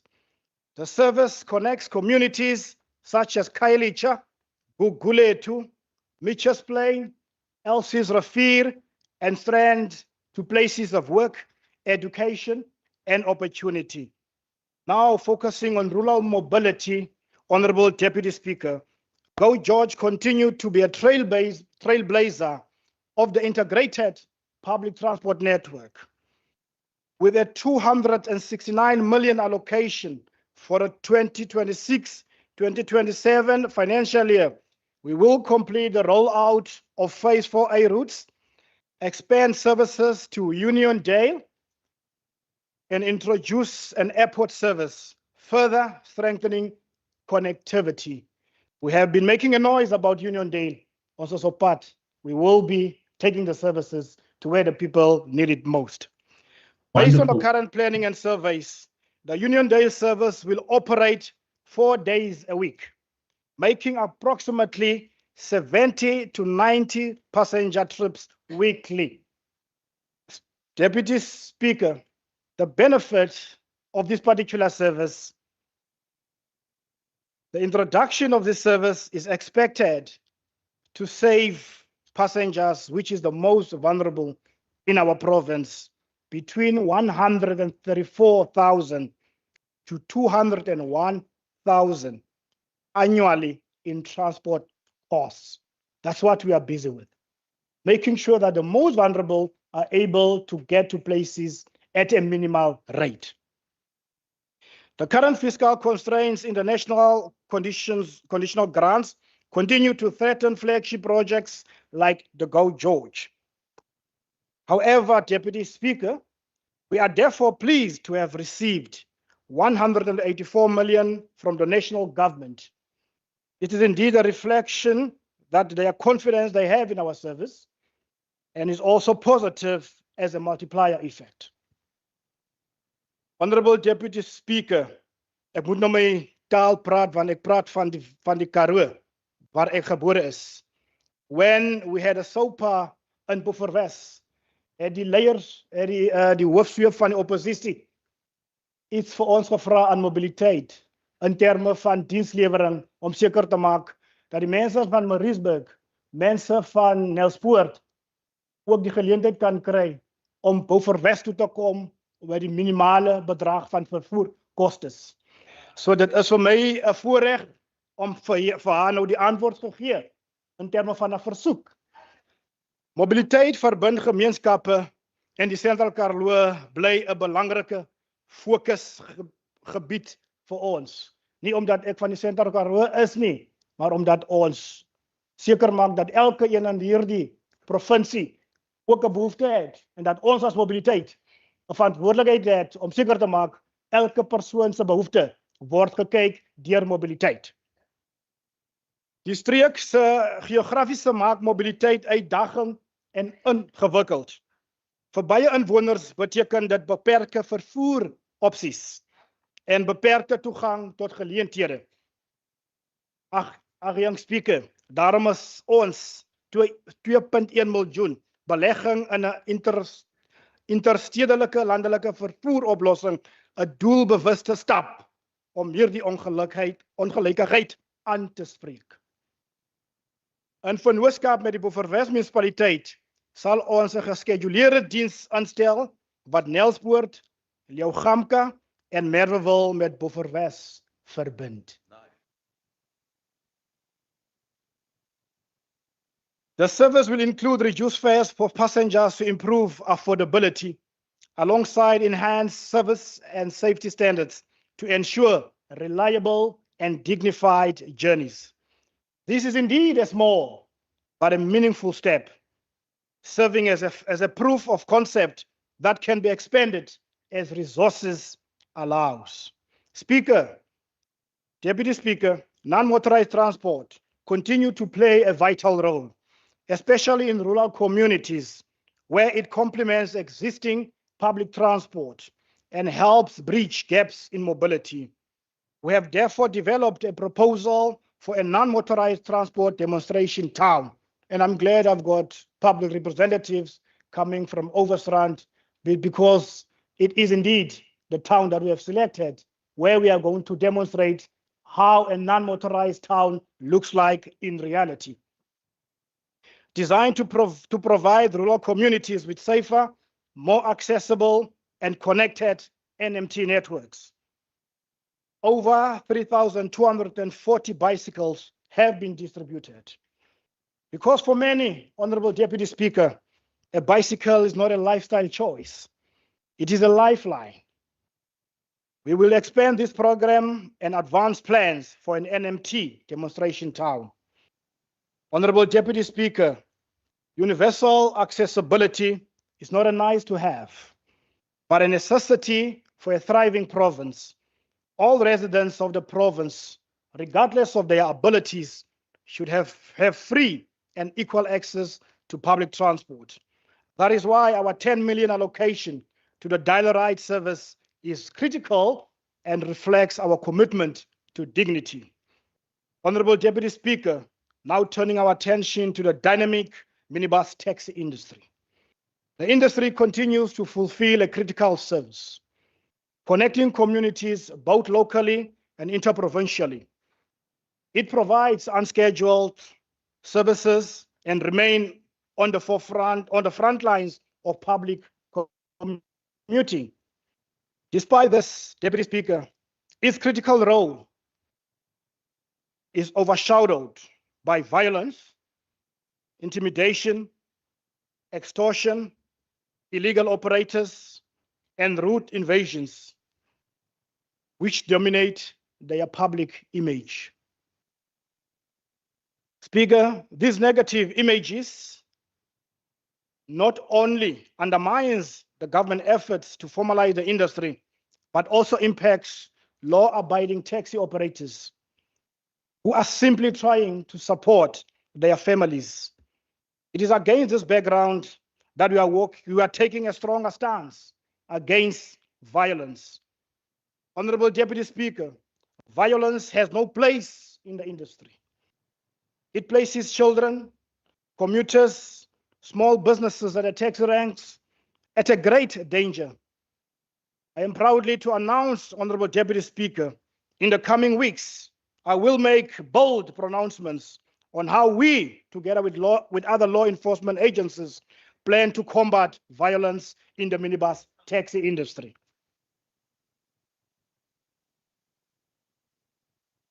In the 2026-27 financial year, we will incrementally roll out the Taxi Academy, which will commence with the registration of drivers. The first registration, Honorable Deputy Speaker, will be taking place tomorrow here in the Metro. The Academy will also provide training in driving and customer care. Drivers are frontline service providers and must be empowered, and we must empower them to drive responsibly, follow the rules of the road, and provide a dignified customer service to each and every commuter. All our efforts to change the image of the industry, Honorable Deputy Speaker, will fall short without the buy-in of the leadership of Santaco. That is why the Santaco leadership is a critical partner and why we must indeed strengthen our relationship with the leadership of Santaco in the Western Cape. With the upcoming Santaco elective conference taking place in April 2026, I look forward to working with the incoming leadership to advance reforms.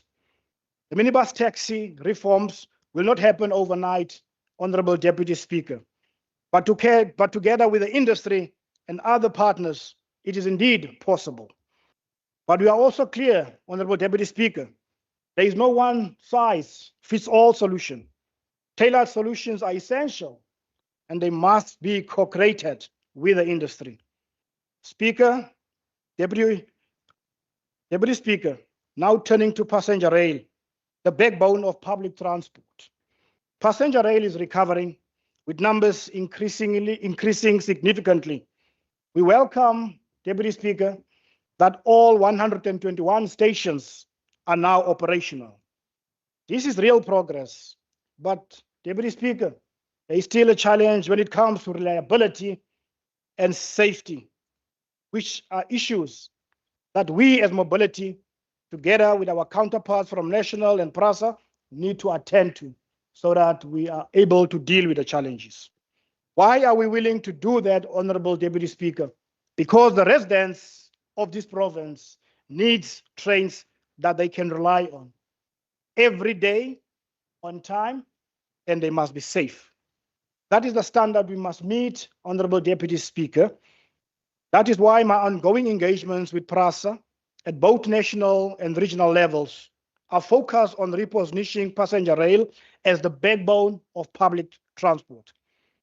Passenger rail remains a lifeline for many thousands of residents, offering an efficient mode of travel. Beyond moving residents, passenger rail is crucial in easing congestion on our roads and promoting more sustainable, environmentally friendly urban mobility. While there is still considerable work to be done to improve reliability and frequency of services, the progress achieved thus far is indeed commendable. A great example, Honorable Deputy Speaker, is how the passenger numbers have significantly risen to over 34 million in the current financial year, a far cry from the 2 million passengers in the 2021-2022 financial year. This is indeed a clear indication that our rail network is regaining the trust of the public and claiming its rightful place as a backbone of public transport. Honorable Deputy Speaker, mobility is not about people, it's about goods. It is about moving an economy. And increasingly, it is about something more. It is about resilience. Honorable Deputy Speaker, across the world, freight and logistics systems are under pressure like never before. Geopolitical instability is disrupting trade routes. Conflict and uncertainty are increasing cost, delays, and risk. Climate events and shifting trade patterns are exposing weaknesses in global supply chains. What was once seen as a support function is now recognized for what it truly is, a strategic asset. Countries and regions that get logistics right will not only grow, they will endure. Those that do not will fall behind, Honorable Deputy Speaker. Honorable Deputy Speaker, unfortunately, South Africa is not immune to these pressures. While we have seen improvements in ports performance in both Durban and Cape Town, challenges remain in terms of congestion, weather disruptions, operational inefficiencies. And across our road and border networks, pressure continues to build during peak periods. This is the reality we must respond to. Honorable Deputy Speaker, our response in the Western Cape is clear. We are not reacting, we are preparing. With our 3 million allocation, we are strengthening a logistics system that is modern, resilient, and fit for the future. By advancing the Overberg Freight Rail business case, investing in freight revitalization, expanding the freight demand model, piloting the RTMS digital toolkit. Why are we doing that, Honorable House Chair? Because when goods move efficiently, the economy grows. Honorable House Chair, every life lost on our roads is one life too many. We are investing 80 million in advanced diagnostic scanners to strengthen enforcement. But road safety is not only about enforcement. It is about vigilance. It is about preparedness. It's about the men and women who stand on the front lines every day to protect our communities. our traffic officers continue to play a critical role beyond roadway. Honorable House Chair, a mobility system is only as strong as the people who run it.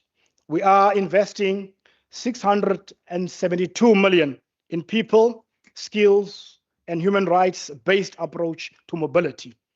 Our officials are indeed the backbone of this department. When we invest in our people, we are investing in delivery, and that investment is reflected in the Western Cape's government recognition as a top employer for 4 consecutive years. Honorable House Chair, this is not about accolades. It's about building a professional, capable, and committed public service that can meet the needs of a growing province.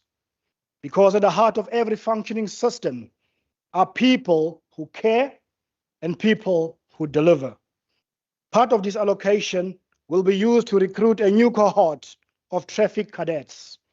I also want to use this opportunity, House Chair, to thank every officer who stepped forward to support efforts to combat foot and mouth disease. Time and time again, our officers go beyond the call of duty. They are not only enforcing the law, they are protecting our economy, supporting public health, and safeguarding our communities. The men and women in blue are often unsung heroes of our province. Through the Chief Directorate of Traffic Management, I want to express my sincere appreciation to what I firmly believe that the finest traffic law enforcement officers are indeed in this province. No one compares to you. It has been said over and over again. Thank you very much for the work that we are doing. We are indeed the only 24/7 service in our country. Let's give them a round of applause, please. They plan to deliver and keep the system moving, often under immense pressure. Honorable House Chair, with a 1.7 billion budget, the government motor transport, our self-funded trading entity, will modernize the fleet and invest in new energy vehicle infrastructure. Because why? The government must lead by example. In conclusion, Honorable House Chair, mobility is what allows government to serve. It is what allows residents to live with dignity. It is what allows opportunity to reach every corner of our province. This budget, Honorable House Chair, is a plan to make that a reality. Therefore, Honorable House Chair, I hereby table the 3.5 billion budget for vote 8. I thank you. Thank you very much, Honorable Minister Seleku. I recognize the Honorable Member Nkontlo.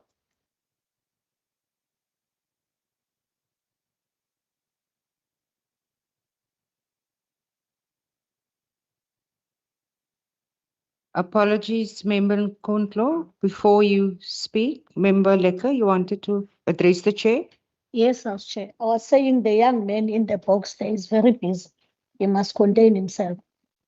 Thank you, Member. Noted. Whenever you're ready, Member Nkontlo, you may proceed.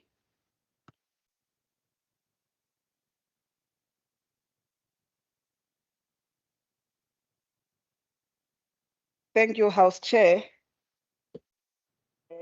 House Chair, we were not told whether this blue pack has been declared.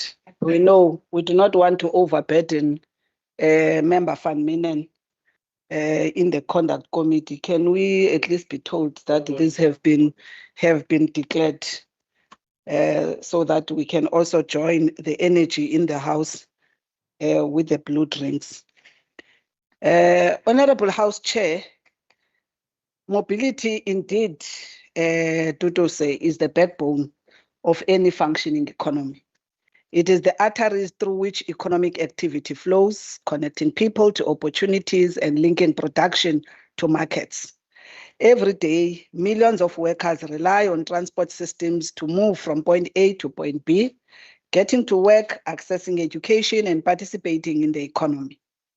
The 3.5 billion allocation with a lion's share that goes to Program 2, transport operations, where more than 300 million is allocated to Go George for over the remaining MTEF till 2028-2029.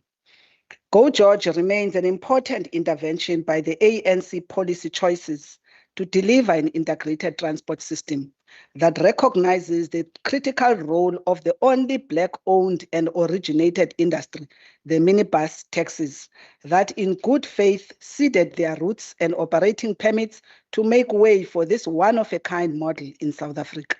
This ANC policy continued to be a direct intervention in managing transport costs, ensuring reliable, safe, and affordable public transport. We continue to celebrate the existence of this system and its implementation by DA administration, both in Cape Town through my city and Go George in the Garden Route.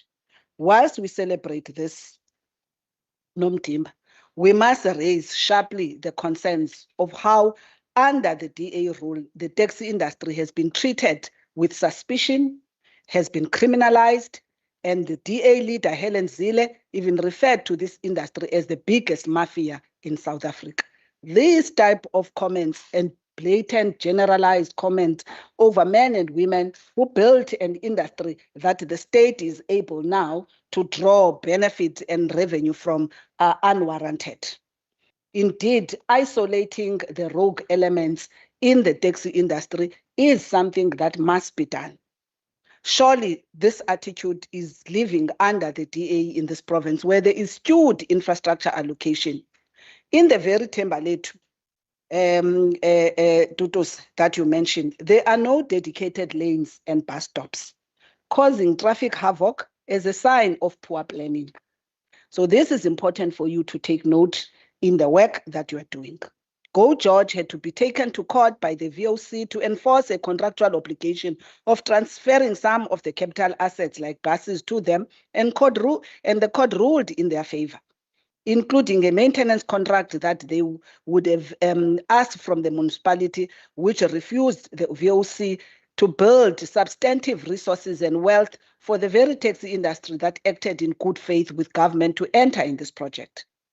This is the very modus operandi we see in the city, where my city at some point was taken to court by the taxi industry on how the city made Golden Arrow a biggest benefactor from the routes ceded to them and abusing permitting to limit taxi industry share. So we're asking that this implementation of this must not necessarily be a confrontation between the tax, or used as a confrontation or reducing the market share of the taxi industry in public transport. We remain concerned if, as we draw close to the end of the term of this project, if we could register positive impact from this project across the country where it has been implemented. And we ask National Department of Transport to commission an external impact assessment in this regard, so we don't hand over this project to private interest ready with their deep pockets to just wait and buy out the taxi industry, further leaving them worse off. We must welcome the consideration, as you indicated in the House, of introduction of public buses for Central Karoo, TWK, not because we're now Kumapa, Nomtimba. We call on this government to ensure a rural-urban transport connection for both goods and passengers, to include Grabo, Saldanha, Mamasbury to Cape Town, to ensure we use mobility to break the urban-rural divide and ensure those in rural small towns can still enterprise easily with less burden of exorbitant transport cost. In the 696 million in transport regulation, a 5.3% increase must also consider the supply side issues of the permitting process. An issue we believe is crucial to realize a fair, transparent, and fair licensing environment, but also meet the rapid growth and infrastructure development we finance both in the municipality and provincial projects. This issue remains a challenge, whilst we acknowledge that it is a competence of the municipality. But we think you have a direct impact. It has a direct impact in hoarding of routes and lack of agility in capturing the economic spin-off in transport provision, which actually emanate from new developments that go up. These municipalities, through their land use function, receive applications for developments, for zoning or rezoning, and yet they fail to translate these with the requisite transport network opportunities that results from their very approvals. One does not understand whether the left hand does not know what the right hand is doing. Also, there is an outcry at local level of the exclusion of the transport stakeholders and of the transport stakeholders, both the passengers and the very local taxi operators in the integrated transport plans which municipalities must develop. And this is a gap. Truth is, these operators are the first one to see the opportunities, and they are driven by the demand. They will ferry people to jobs in the new development spaces. And what's the response of municipalities? Instead, what they do, they unleash law enforcement on the taxi industry, leaving passengers on the road late at work, and that affects productivity of the industries that these workers must actually contribute to. This has led to havoc and at times infights amongst the various taxi operators, where at times one permit gets rented out to others for use. So with this challenge, we are then enabling, illegality within the permitting environment. We must resolve this problem, Nomtimba. This problem is also experienced in the e-hailing services, as currently the different companies operating e-hailing are flooded with illegal operators, including undocumented foreign nationals who drive with no permits, and others will tell you their stories of waiting endlessly for permits. This is rather unfortunate and not enable our economic potential, both for safety of passengers and for revenue for the operators. How do we confront this red tape in this area? And a huge opportunity for low-skilled jobs and a central feature for our bustling tourism. So it's important that we deal with these inefficiencies. When transport systems are efficient, affordable, and reliable, they unlock productivity. They expand access to jobs, reduce the cost of doing business, and help us to go closer to our trillion rand economy as our target in the province. But when they fail, the entire economy slows down, and it is the most vulnerable who are pushed even further to the margins. This department received over 3.5 billion, but what does that mean for the ordinary person who wakes up at 4 a.m., takes 2 taxis, and spends almost half their income just to get to work? By the department's own admission, low-income households spend up to 40% of their income on transport, 40% of 1,600 for the low-income earners in Lanesburg, that is 640, and more in a sparsely vast region like Central Karoo. So it means somebody there is left with only 960 rands for food, for rental, for children, for survival and other things. At a province that has been the cost of living, which continues to rise and rise over the years. Now, Honorable House Chair, this crisis is about to deepen, and we know that. The recent conflict in the Middle East is already driving a sharp increase in global oil prices, and South Africans are bracing for a fuel hike of nearly 5 rand per litre in April.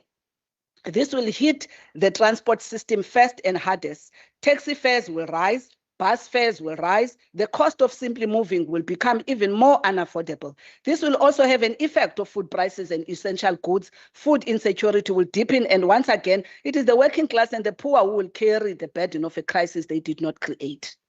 What work is currently being done by your department, Mhlan, to study and advise on managing escalating transport costs that erodes disposable income and a heavy burden to many, both the working class and the middle class? We are concerned that whilst in page 360, the budget vote speaks about developing a provincial public transport strategy. What budget in the 2 billion of transport operations where this where this function lies and its 5 sub-programs? We see the work on how you are studying on and how to advise cabinet on managing transport costs in the province, but also in municipalities, working with the provincial treasury around, the issue of the different tools that they have. This work is central in managing this common problem that runs through all areas in the lives of ordinary citizens in this province. You would have listened to us as though we were being silenced by your colleagues, that since yesterday, all we are crying out in this province is what many, even studies, have confirmed. The cost of living in the Western Cape is very high. And this is and transport is one of those that actually contribute to this cost of living. And we're just appealing for your department to actually lead in this particular policy area to assist in managing cost of living. Our province has become very expensive to its residents that on a daily wake up to build this economy. We must celebrate the work done by PRASA to finish the restoration of the Central Line that has been hailed by many commuters who are able to move in the southern suburb with rates as low as a 20 Rand return trip with shorter travel times. This is what we mean by integrated, reliable, and affordable public transport. We are also concerned about governance in your department. The sudden departure of the head of department, who was recently appointed, raises serious questions about stability and leadership in your department. We call on this department to pioneer the disruption of the apartheid spatial legacy, the apartheid geography, and the segregation-based infrastructure and network that continue to divide our people. This new mobility department with the right focus can actually leverage of being a standalone by doing the right things for the country's economy, but also by redesigning how people work, how people stay, how people play, and how people are connected. For now, such is an uphill for you, Nomtimba, under DA rule, and will remain not in support of this vote. Thank you very much. Thank you, Honorable Nkondlo. As the podium is being moved,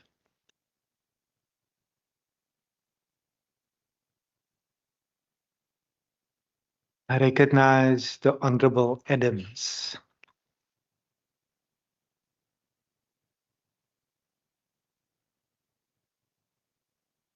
Thank you, Honorable Deputy Chairperson. Deputy, instability around the Go George services in George continues to frustrate commuters.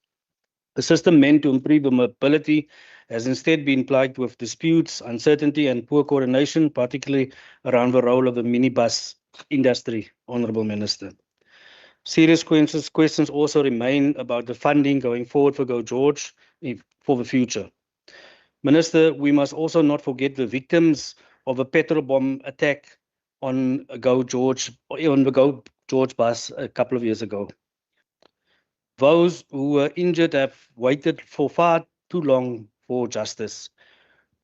When will these victims finally receive compensation, Minister? At the same time, excessive red tape around the scholar transport program continues to delay support for learners in the province, forcing many in rural communities to walk long in dangerous distances to schools. Minister, when will the department move beyond the bureaucracy and deliver real solutions to stabilize Go George and the taxi industry in the Western Cape?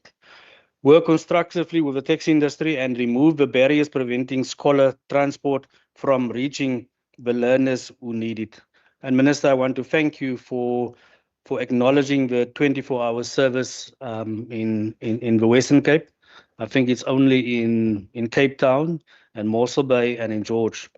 And I think I can 'n bietjie van daai vrugte eet, want dit was onder my leierskap as MMC van Community Safety and Development in George wat daai 24 ure diens gekom het, nee Minister aan Roemere. I thank you. Speak. Thank you, Honorable Adams. I recognize the Honorable Heron. Thank you, Deputy Speaker. Deputy Speaker, this budget rightfully recognizes economic growth depends on how efficiently we move people and goods. And we welcome the allocations to the George Integrated Public Transport Network, as well as to interventions like the Job Seeker Travel Voucher Program, which acknowledges the real cost of looking for work in a deeply unequal city. Though we have argued that with more innovation, this could be expanded to free public transport for all in the off-peak. But the fact that free public transport in the off-peak cannot be implemented is because we have failed to integrate our public transport network and services. The department continues to acknowledge this fundamental problem, the lack of integration and interoperability across our public transport network. And yet, where it has the power to act, it has failed to do so. And this province frequently calls for the devolution of functions. We have strong arguments for greater control over rail, and we hear calls for policing powers to be assigned. But when it comes to public transport integration, something already within reach, there's been silence and, more importantly, inaction. In 2014, an agreement was signed between the city, the province, and Golden Arrow bus services. Thereafter, the assignment of the contracting authority was formalized, right through to the Financial and Fiscal Commission's approval. This created a clear, practical pathway for the city to integrate Golden Arrow and MyCity's services into a single coordinated system. That was 12 years ago. And in those 12 years, there's been no meaningful progress to integrate this public transport network at all. It isn't even mentioned as a solution to the department's own cited risk in its book, being lack of integration. How can this government continue to call for devolution in principle while failing to implement it in practice where it already has both the framework and some authority? If we're serious about lowering the costs of job seeking, about improving mobility, and about enabling economic growth, then we must move beyond pilot programs and fragmented investments. We must act, and this means that the government must implement its integration plans. Thank you. Thank you, Honorable Heron. I recognize the Honorable Professor Mbombo.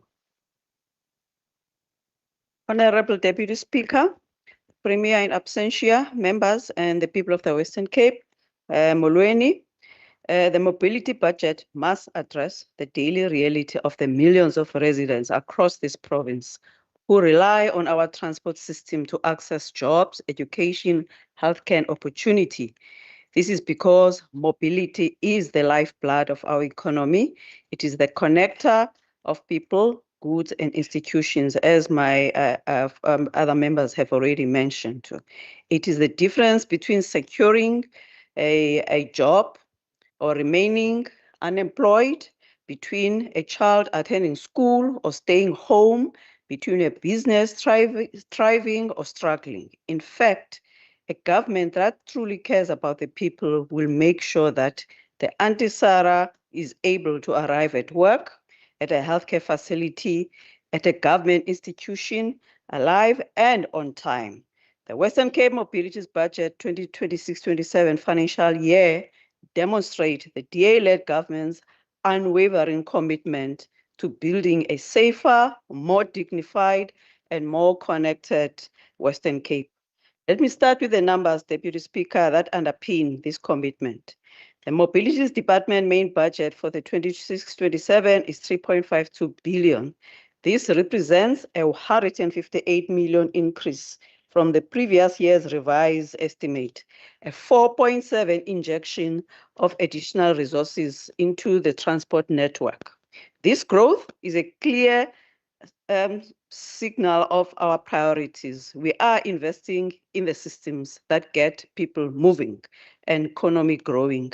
Looking ahead, this upward trajectory continues with the budget projected to increase to nearly 4 billion rands by 2028 and 2029. Over 50% of these funds come from the provincial equitable share.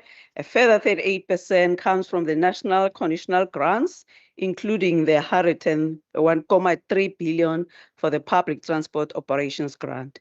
These budget allocations are strategic. It is about making sure every rand is working to deliver tangible wins for the people of the Western Cape. Honorable Deputy Speaker, traffic management has seen the largest percentage increase, growing by significant 14.9 to 649 million. Why? Because we are serious about safety. This allocation includes an earmarked 80 million for the 2 new diagnostic scanners, within the traffic management. These scanners will revolutionize the province by identifying illegal substance before they hit our streets and have crippling impacts on families. Honorable Speaker, safety on the roads is a big concern. To address safety on the roads, the traffic officers have made a commitment to make sure to conduct 3,700 speed operations, 600,000 vehicle weighings to combat overloading, 3,950 drunken driving operations. We cannot lose innocent lives on our roads. One life is one too many. Honorable Deputy Speaker, the department is investing heavily in transport operations, our frontline public transport delivery, with a budget of 2.03 billion. They will continue to support the Golden Arrow bus service, which provides an essential service to 230,000 passengers every single day.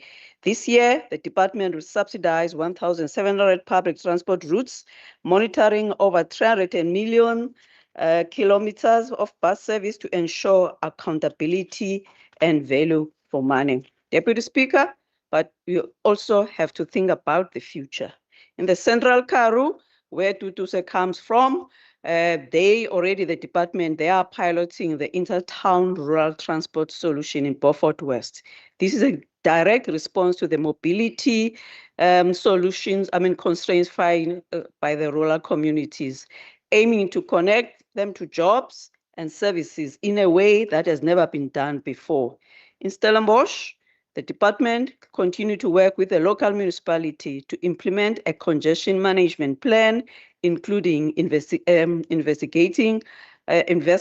in park and ride facilities. This is a practical step to tackle the estimated 3 billion annual cost of lost productivity caused by congestion in our city.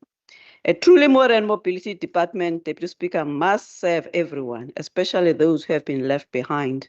The department investment, of course, in Go George continues to be a national success story with a nearly 140 million earmarked for the George Integrated Public Network Transport. The department is targeting about 6.2 million passengers trips this year, planning to expand the service to Uniondale, introduce a dedicated airport service, and also roll out the final phase for A routes. Furthermore, Deputy Speaker, the department is expanding the job seeker travel voucher program to George, as the minister has alluded to, with an investment of 5.8 million. This program has been a game changer in Cape Town, removing the cost of transport as a barrier to employment. By expanding it, we are telling the job seekers across the province that we are on their side. By having a job seekers travel voucher, the people of the Western Cape are able to commute for free for job interviews. You are removing barriers to access jobs. The department is also strengthening our commitment to universal accessibility. They continue to support the Dial Right service, ensuring that persons with disability have dignified access to the public transport.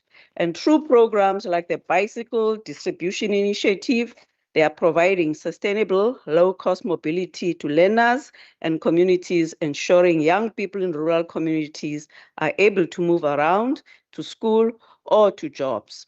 Honorable Deputy Speaker, we are aware, we do know, as my former colleagues have mentioned, that minibus taxi industry remains the backbone of public transport for over 75% of our commuters. We also acknowledge the challenges this industry faces. The minibus task team helps address some of these challenges that is being faced by the industry. The MPT Executive Leadership course through the University of Cape Town helps with these challenges faced by the industry. Importantly, they are moving ahead with the Shaela Smart program. This is for real structural reform in partnership with the City of Cape Town and SATACO. Honorable Deputy Speaker, a growing economy depends on the efficient movement of goods. The budget should reflect such. The department has established a Ports Logistics Development Project Management Unit to tackle the inefficiencies at the Port of Cape Town in partnership with the Transnet and other stakeholders to operationalize this unit, aiming to get goods to the market faster. They are also developing a freight rail revitalization program earmarked for about 3 million for this purpose. By exploring the potential of branches like this, like the Overberg line, the department is actively working to shift freight from our congested roads to the rail. This is about sustainability and not merely only the economics. Honorable Deputy Speaker, PRASA is still currently trying to find its feet. With the metro rail partially operating, with limited trains and long interval availability times, we need PRASA to step up. If PRASA steps up, we can address congestion in the metro. To give PRASA a push, we will continue to work in partnership with the PRASA to support the restoration of the passenger rail. It's a must. Everyone should be able to do so because we believe in functional, safe, and reliable rail system, which is the backbone of any successful urban mobility network. It will reduce transport costs for more people in the province and save time for most people in this province. Deputy Speaker, the fairly new mode of transport on which more and more people depend on e-hailing sector has now seen the second amendment of the National Land Transport Regulations, which is set to formally recognize the sector.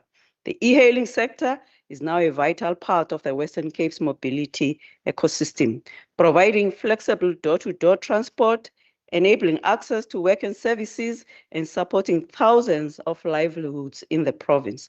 Major concerns are raised regarding safety standards across the platforms, the rise in unlicensed operators, and inconsistent enforcement across municipalities. More must be done to make this sector safe. Honorable Deputy Speaker, this budget is a plan for action. It's a plan that puts safety first, with a massive injection into the traffic enforcement and technology. It is a plan that connects communities by expanding Go George and investing in rural transport solutions. It is a plan that unlocks economic growth by tackling congestion, reforming the taxi industry, and improving our freight and port logistics. It is an action plan that dignifies mobility by expanding job seeker programs, ensuring services are accessible to people. Yes, challenges remain.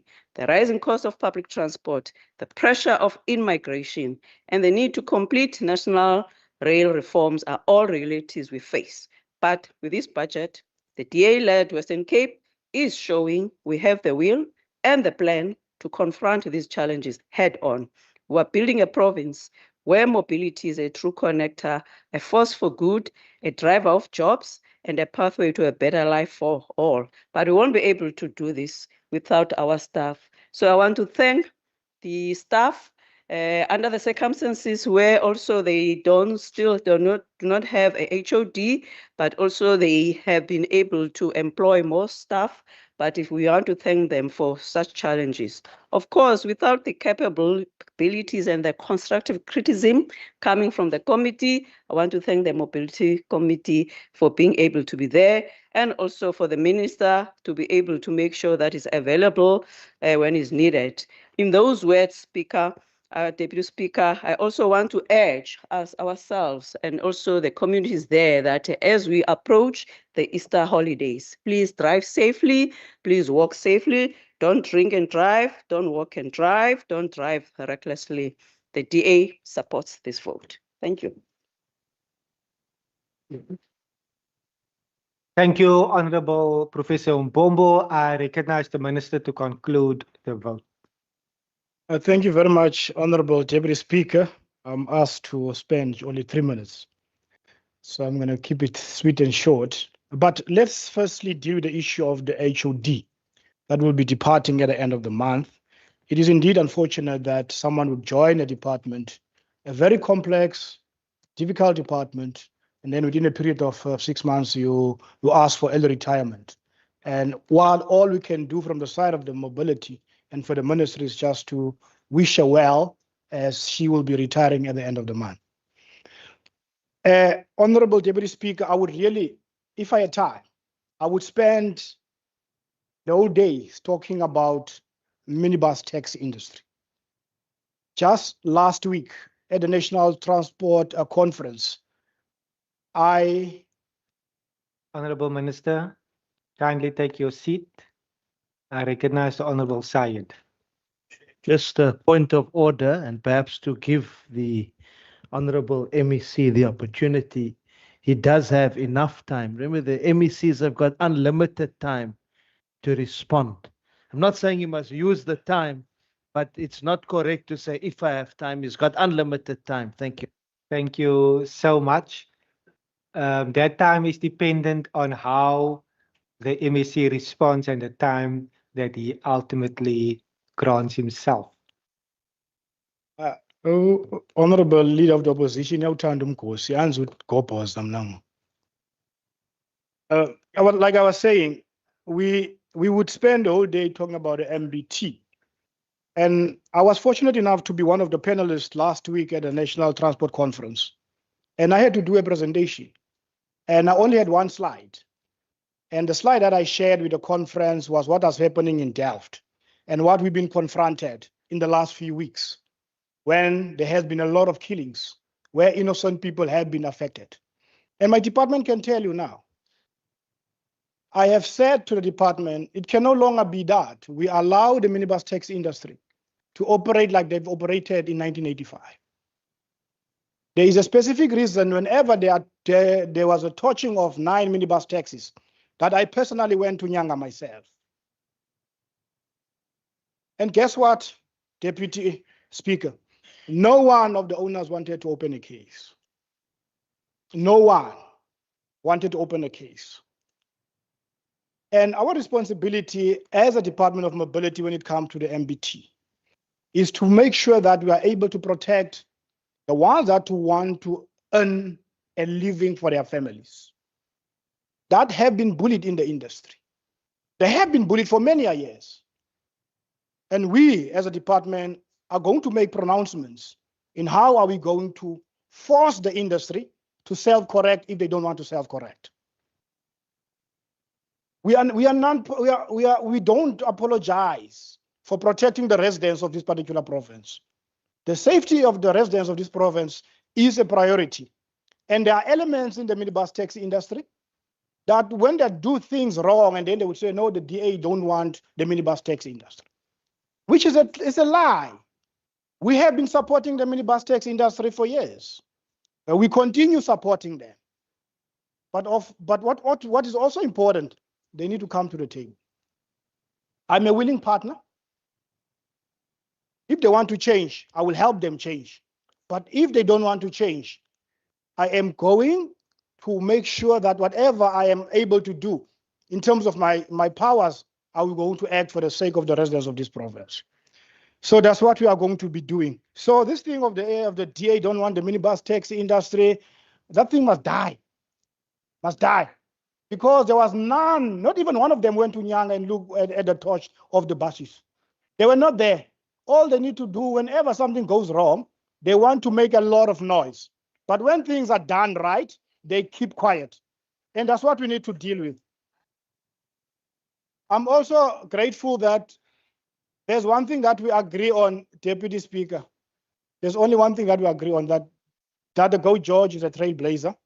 And it was a very great initiative. And we were able to demonstrate that you can move from being a taxi operator to be a bus operator. Those are possibilities. So I think that is the future of the minibus taxi industry. That's where we are going. But they must be willing to take that route. We are going to hold their hand. We are going to support them.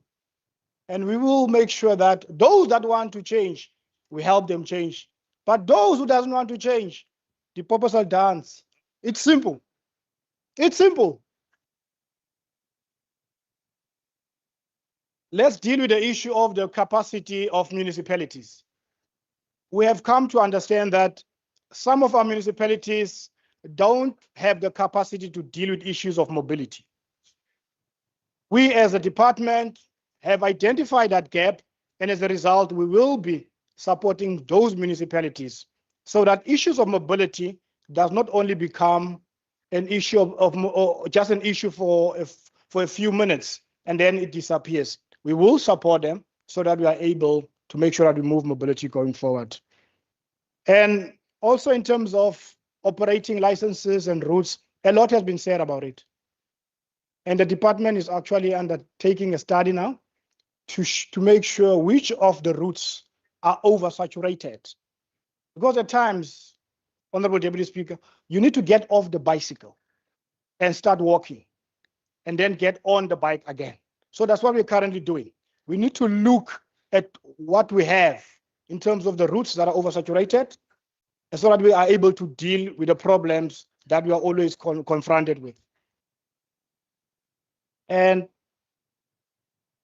I also welcome what people are saying in terms of making public transport free. If I won the lotto, Honorable Deputy Speaker, I would have a fund for public transport in this province, so that each and every individual that is indigent can get to a place without having to pay anything. That's the reality. That's what would happen in the real world. That is the vision.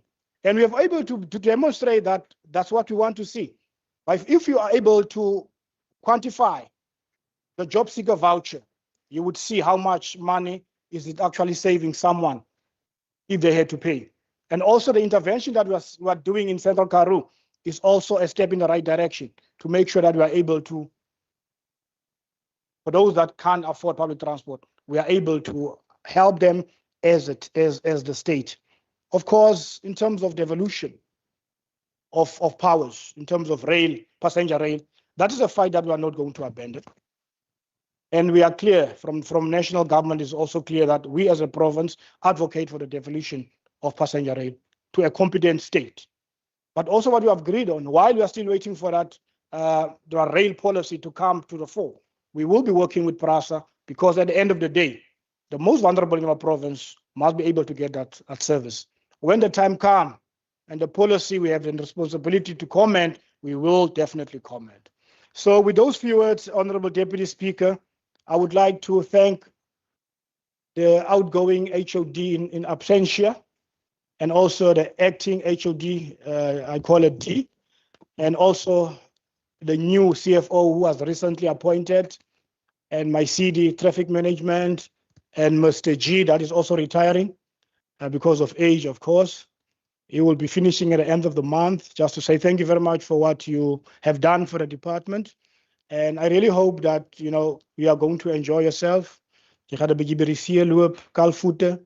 As jy Ferrari van jou gaan ry het, and jy geniet it, just enjoy, because life is too short. So when you have an opportunity to enjoy life, you should do that. And we wish you all the best. And not forgetting my ministry, I've got a young team, with all the difficulties that we go through as a department. We always have a positive attitude when we get to work and when we leave work, because we understand the role that we play as the ministry is to make sure that the most vulnerable in our province conditions are able to be changed, and then they are catered for. And that's what gives us the strength. And Honorable Deputy Speaker, there are those that we meet at the garages, and then they say to us as a Department of Mobility, thank you very much for what you are doing for us, making sure that you prioritize our safety as commuters. And there are those that send us DMs that says, we can see what we are doing, but we are praying for you. Without those kind of individuals, we wouldn't be here today. I want to say to them once more, keep on praying for us, because the task that we have been bestowed upon us is a huge one. But with your prayers, we will ultimately go where we want to go to. With those few words, thank you very much, Honorable Deputy Speaker. Thank you, Honorable Minister. That concludes the vote. The officials are more than welcome to vacate the officials' bay. Thank you so much for being here. Together with the ministry officials, thank you for your attendance during the previous vote. Honorable members, we will provide the administration a minute or so to take up their place in the officials' bay.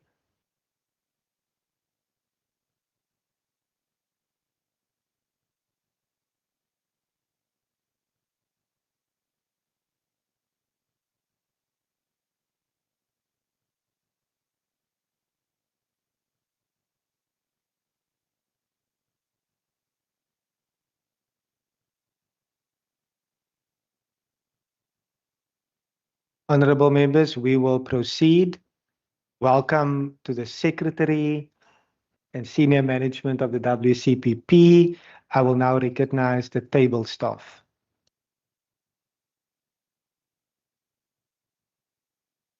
Debate on vote 2, Provincial Parliament, Western Cape Appropriation Bill. I recognize the Speaker, Mr. Dalen Mitchell. Thank you very much, Honourable Deputy Speaker, honourable members.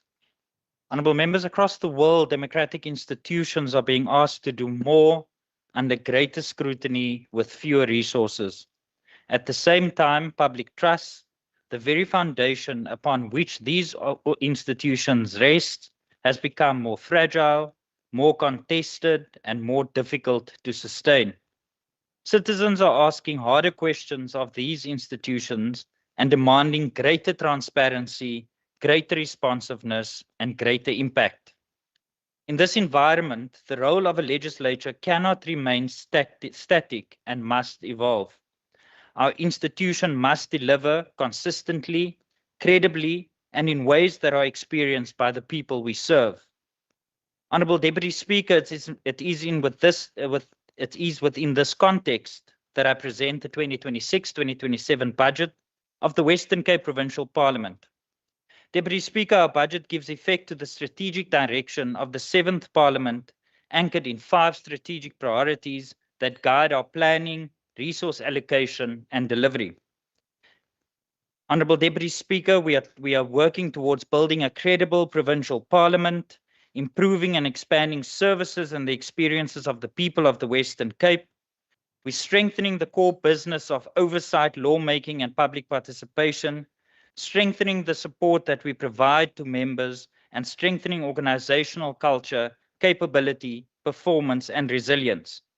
Honourable Deputy Speaker, each of these strategic priorities is directly linked to specific outcomes.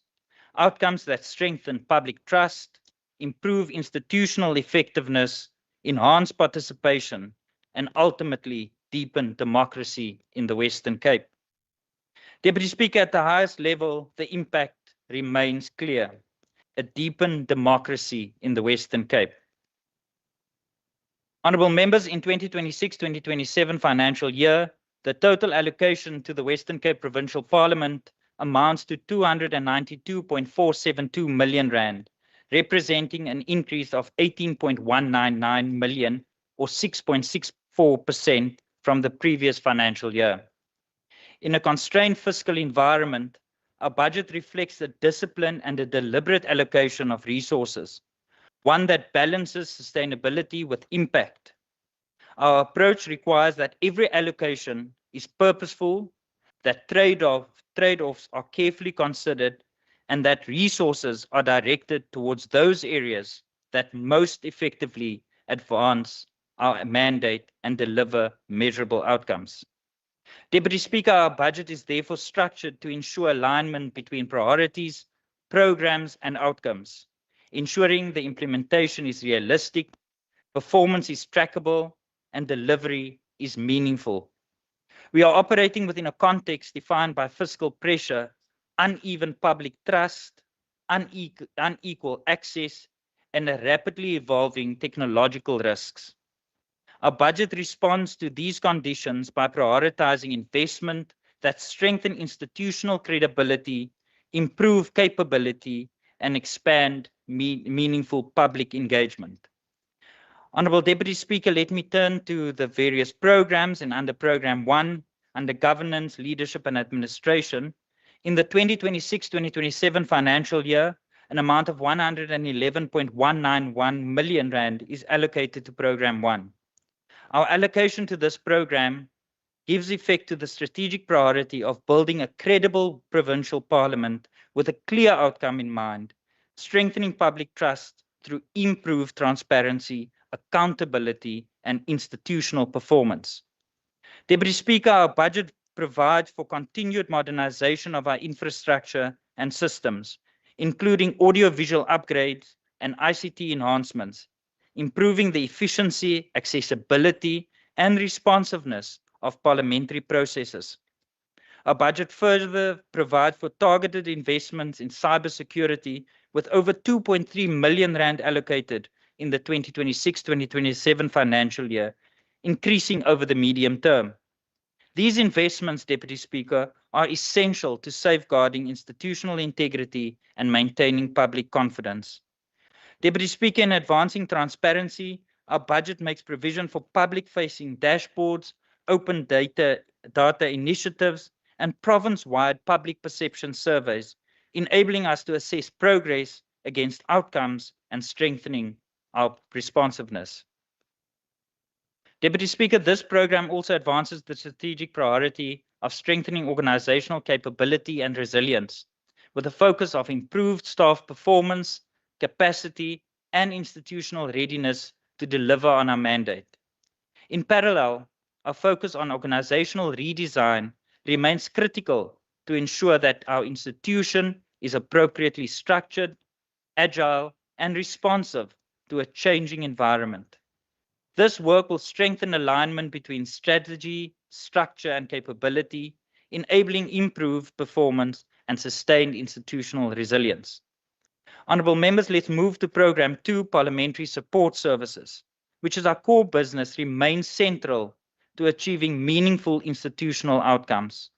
In the 2026-2027 financial year, an amount of 27.97 million rand has been allocated for parliamentary support services.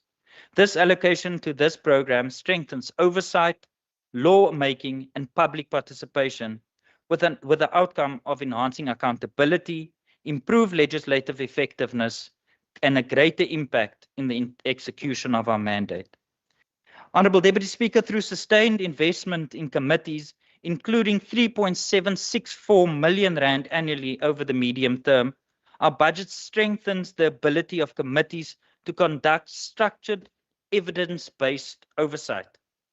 We are entering a more dynamic phase on how we plan and resource committee work over the remainder of the term.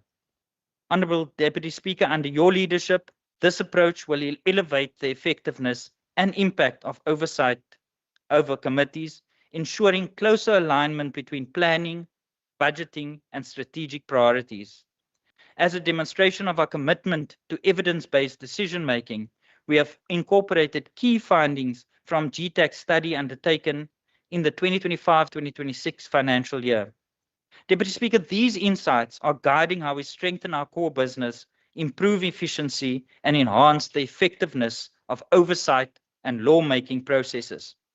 At the same time, strengthening engagement with civil society improves the relevance and responsiveness of our processes, ensuring that public input meaningfully informs legislative outcomes.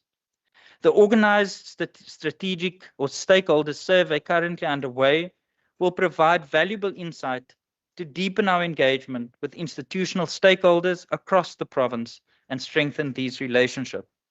We will also actively position other organs of state, including Chapter 9 institutions, as partners in oversight, enhancing the depth, credibility, and reach of our work.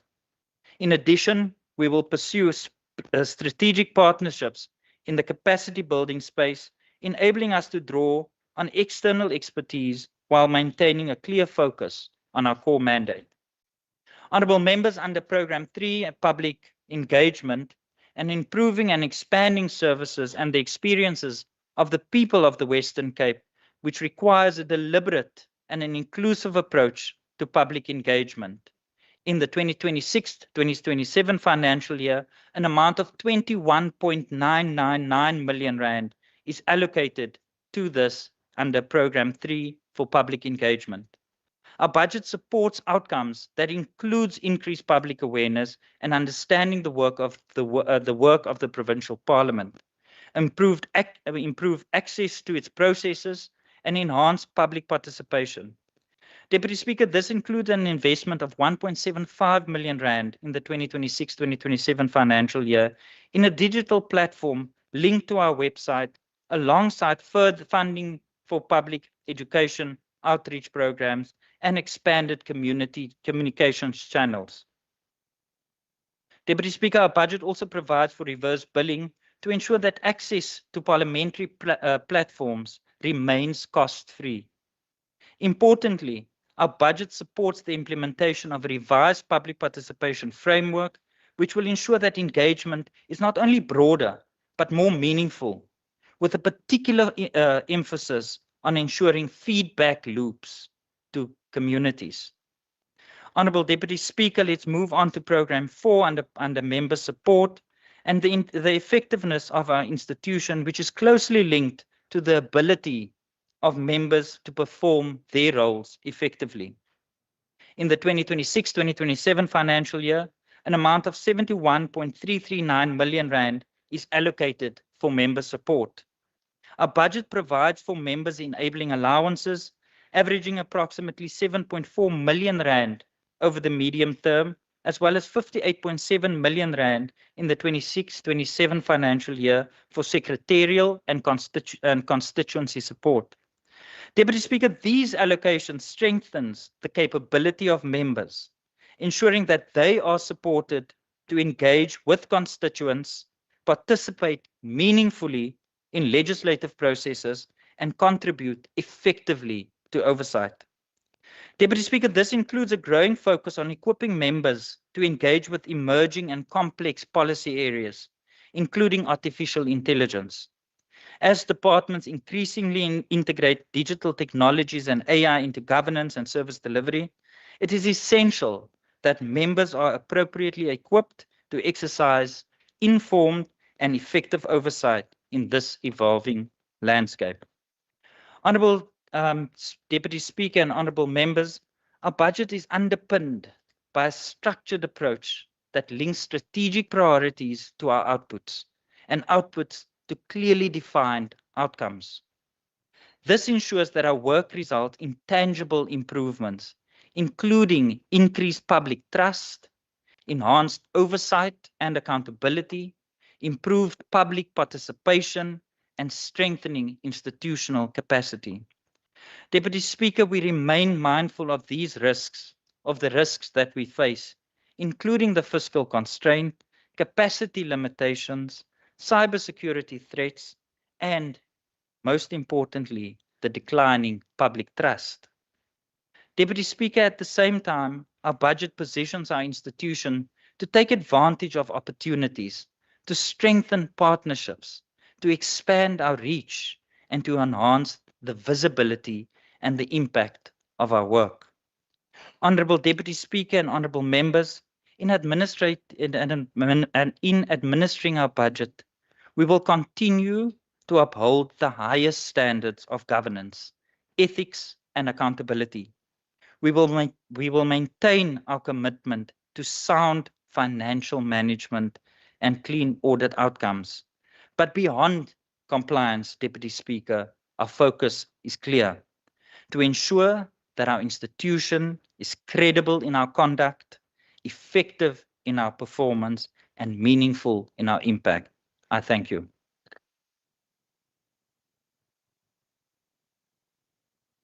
Thank you, Honourable Speaker. As the podium is being transported,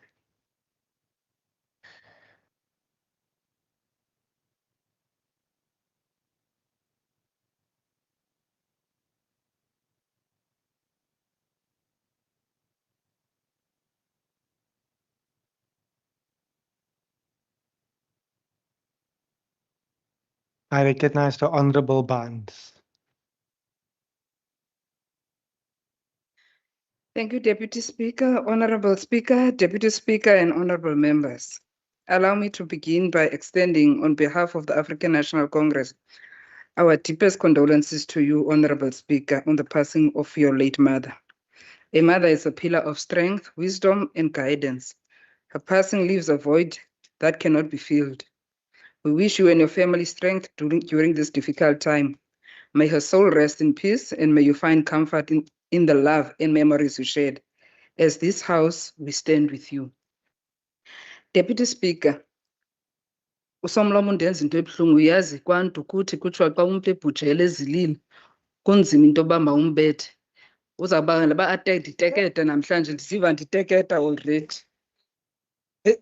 This budget is presented under the banner of a responsive, citizen-centric parliament with a robust approach to oversight. It speaks of deepening democracy. It speaks of credibility, transparency, and accountability. It speaks of an agile and capable institution. But the reality is far from more sobering. This legislature is underpowered, under-resourced, and increasingly unable to assert itself. And this is not an accidental, it is a political choice. Honorable Deputy Speaker, let us return to comparison we raised in December last year, because it exposes the truth that the DA would rather avoid. In the Western Cape, this legislature is allocated with just over 200 million. In Gauteng, the legislature receives 1 billion. In Gauteng, the legislature is funded to stand toe-to-toe with the executive. Here, it is treated as an afterthought, the least funded institution in the provincial system. This is not a budgeting constraint, but a deliberate political decision. Because a weak legislature does not challenge the executive. A weak legislature does not demand accountability. A weak legislature does not disrupt power. Deputy Speaker, even the legislature's own annual report confirms the crisis. Only 86% of targets were achieved. Key programs responsible for oversight are underperforming. Committees are inconsistent in their work. Infrastructure is failing. Vacancies remain unfilled.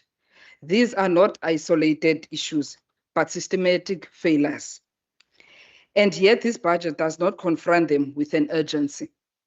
It manages them, it normalizes them. Deputy Speaker, let us speak about the people who keep this institution running, our staff. In 2022, the staff component stood at 145. In 2025, it dropped to 138. Now we are told it will increase to 148. But behind these numbers is a deeper crisis. This legislature remains understaffed. Workers are overworked. Many are forced to carry the responsibility of 2 or more people, while management continues to hide behind austerity. At the same time, the institution itself admits that demand for service is increasing. More legislations, more oversight, more public engagement, yet human capacity to deliver on this mandate is not keeping the pace. You cannot speak of a capable and modern parliament while stretching workers beyond their limits. Deputy Speaker, we are also losing some of our best people. Our experienced staff are being absorbed by national parliament and other legislatures. That is indeed because they are skilled, committed, and in demand. But here we have lost people like Dustin Davids, and we continue to fill that void. What happens if tomorrow we lose Mr. Pochenpoel, who remains underutilized without clear progression? What happens if we lose Ms. Simon, Mr. Masdor, or others who carry institutional memory? What happens if another senior procedural officer tomorrow leaves?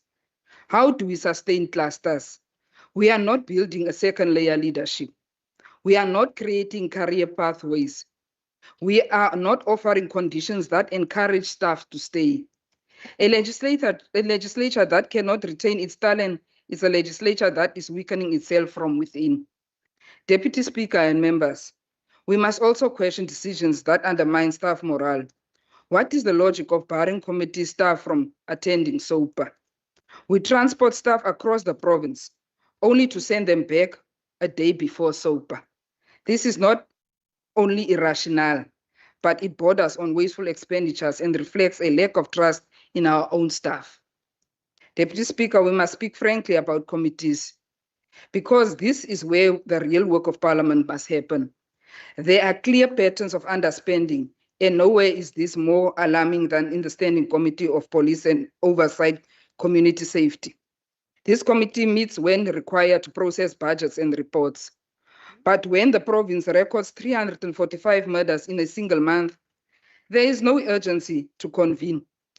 No sustained inquiry, no proactive oversight. What message does this send to the people living in fear every day? It raises a serious concern, Deputy Speaker, There appears to be a lack of appetite from both the MEC and the chairperson to confront crime. It's a crisis. Both are from the DA. When oversight becomes soft on the executive because of political alignment, it causes to be oversight, seizures of oversight. Deputy Speaker, let us remind ourselves what oversight means. Parliamentary oversight is the core constitutional function of a legislature to monitor, scrutinize, and review the actions and expenditure of its executive. It ensures accountability, prevents abuse of power, and verifies that laws and budgets are implemented effectively. This is not ceremonial. It is the reason for this legislature to exist. Oversight must be active, responsive, and fearless. But what we are seeing is oversight that is controlled and at times avoided. Deputy Speaker, the budget reflects contradiction. Program 1 receives 111 million. Program 2, the core oversight and lawmaking, receives 27 million. This is where plenary committees and Hansard services sit. This is where oversight lives, yet it is underfunded. This tells us that administration is prioritized over accountability. And the very machinery that meant to hold the executive to account is weakened. Deputy Speaker, oversight cannot be reduced to compliance or scheduled meetings. It must respond to the lived realities of our people. Right now, our people face a crime crisis. If committees do not convene with urgency, then we are failing in our constitutional duty. This is not a capacity issue, but a failure of political will. Deputy Speaker, the decision to terminate the petitions committee in this administration is deeply troubling. This committee was one of the few direct channels for communities to bring their grievances to Parliament. To remove it is to silence the people. To remove it is to weaken democracy. To remove it is to close the doors of this institution to those who need it the most. Deputy Speaker, we are told that this budget prioritizes public participation in improving the experience of the people. We are told of a new strategies, digital platforms, and engagement frameworks, but the lived reality tells us a different story. Communities are blocked from meaningful participation. Urgent debates are declined. Public involvement is managed, not empowered, and nowhere is this contradiction clearer than in the Women's Parliament. Deputy Speaker, the Women's Parliament should be one of the most powerful platforms in this institution. It should shape policy. It should influence budgets. It should hold this legislature to accountable for the lived realities of women. But instead, it risks becoming symbolic. An annual event, a report, a set of the recommendation with no binding impact. Meanwhile, women in this province face daily violence. They face economic exclusion. They carry the burden of poverty in both rural and urban communities. If we are serious about deepening democracy, then Women's Parliament must be elevated in a standing, influential structure that feeds directly into legislation and oversight processes. Otherwise, we are not empowering women. We are managing their voices. Again, Deputy Speaker, we must also confront the continued failure to appoint the Commissioner for Environment. This is a constitutional obligation, yet legislature continues to ignore it. At a time when environmental risks are increasing, when communities are exposed to pollution and climate pressures, we are choosing inaction. The question is, what is being protected by this silence? There is a deeper issue here. The myth of Western Cape exceptionalism. We are told this province is different, better, and efficient, but the reality is clear. A legislature that cannot fill posts is not efficient. A legislature that underspends while failing its mandate is not effective. A legislature that bends to the executive is not independent. This is the DA contradiction. They speak of good governance, yet they weaken oversight. They speak of transparency, yet they avoid accountability. They speak of excellence, yet they underfund the very institution meant to hold them accountable. Honorable Deputy Speaker, even where there is clean audit, we must ask, what does this mean? Because compliance without impact is meaningless. Deputy Speaker and members, This budget does not build a strong legislature. It maintains a weak one. It does not empower the people. It distances them. It does not strengthen oversight. It limits it. For these reasons, the position of the African National Congress is clear and unapologetic. We reject the budget because it fails the people of the Western Cape. We reject this budget because it weakens democratic oversight. And we say that this, without hesitation, a legislature that fears accountability will always protect power, but the ANC will always stand with the people. Deputy Speaker, I would like also to thank both yourself and the Speaker for realizing the need of taking Parliament to the people. That includes the management as well. As we finalize SOPA in George, the question remains, what legacy did we leave behind with the interaction we made? What will be leaving behind with the communities of Pito that the same hope that we left with the people of Maritzburg, the people in the Karoo, that one day they will receive houses under the DA government, even if it means they must wait another 20 years on top of the years that they have been waiting for already. Deputy Speaker, let's leave no one behind. If this parliament is a citizen-centric, let the budget indicate that this parliament has considered the auntie of Lakey's boss, the uncle of footpath that is 625 kilometers away from Wales Street. The vision can be there, Deputy Speaker, but without the budget, it cannot be realized. On this basis, Deputy Speaker, the ANC will not be supporting this budget. I thank you, Deputy Speaker. Thank you, Honorable Barnes. I recognize the Honorable Adams.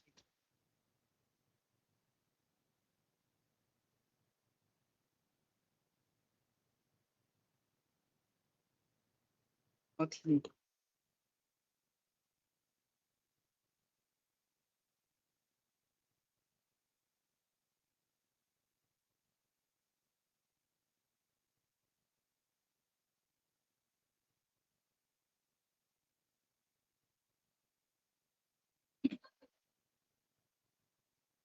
Honorable members, let us not point. Please proceed. On your first word, the clock will commence.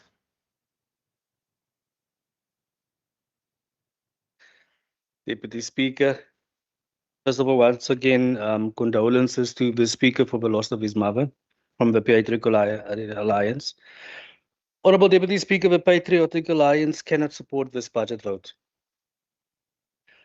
Year after year, we are presented with what appears to be the revised vision and missions dressed in new language to create the impression of progress.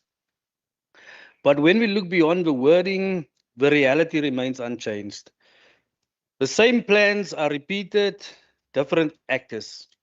The same commitments are made, yet there is little evidence of meaningful transformation or practical implementation. A budget must be more than a document of good intentions. It must be a tool for real change.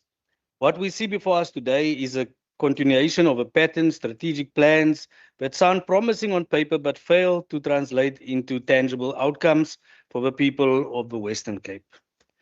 If this Parliament is serious about fulfilling its mandate, when adequate funding must be directed towards the actual implementation of its programs. Resources must only be allocated, but must be used effectively to ensure that the objectives outlined in strategic sessions are achieved. Without this, these plans remain nothing more than theoretical exercises. We cannot continue to approve budgets where there is no clear disconnect between planning and delivery.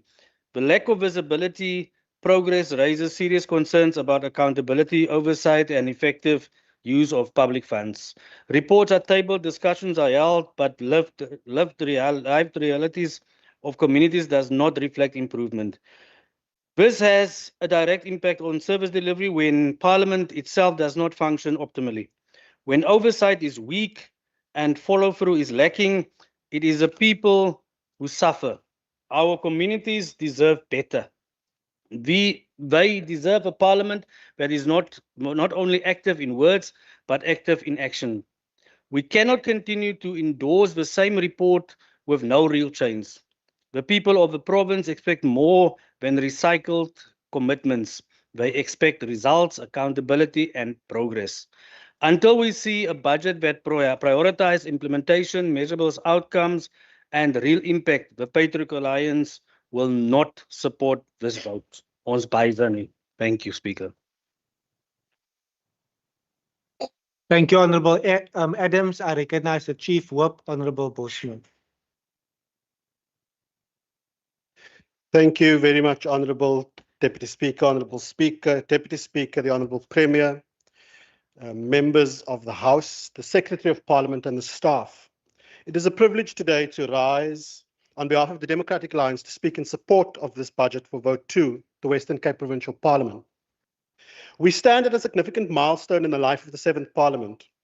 The 2025-26 financial year was our foundational year, a time for laying groundwork, establishing baselines, and building the strategic frameworks that will carry this institution through its term. Today, we cross a threshold. We move from design into delivery, from intention into execution. The DA has always believed that good governance is not an accident.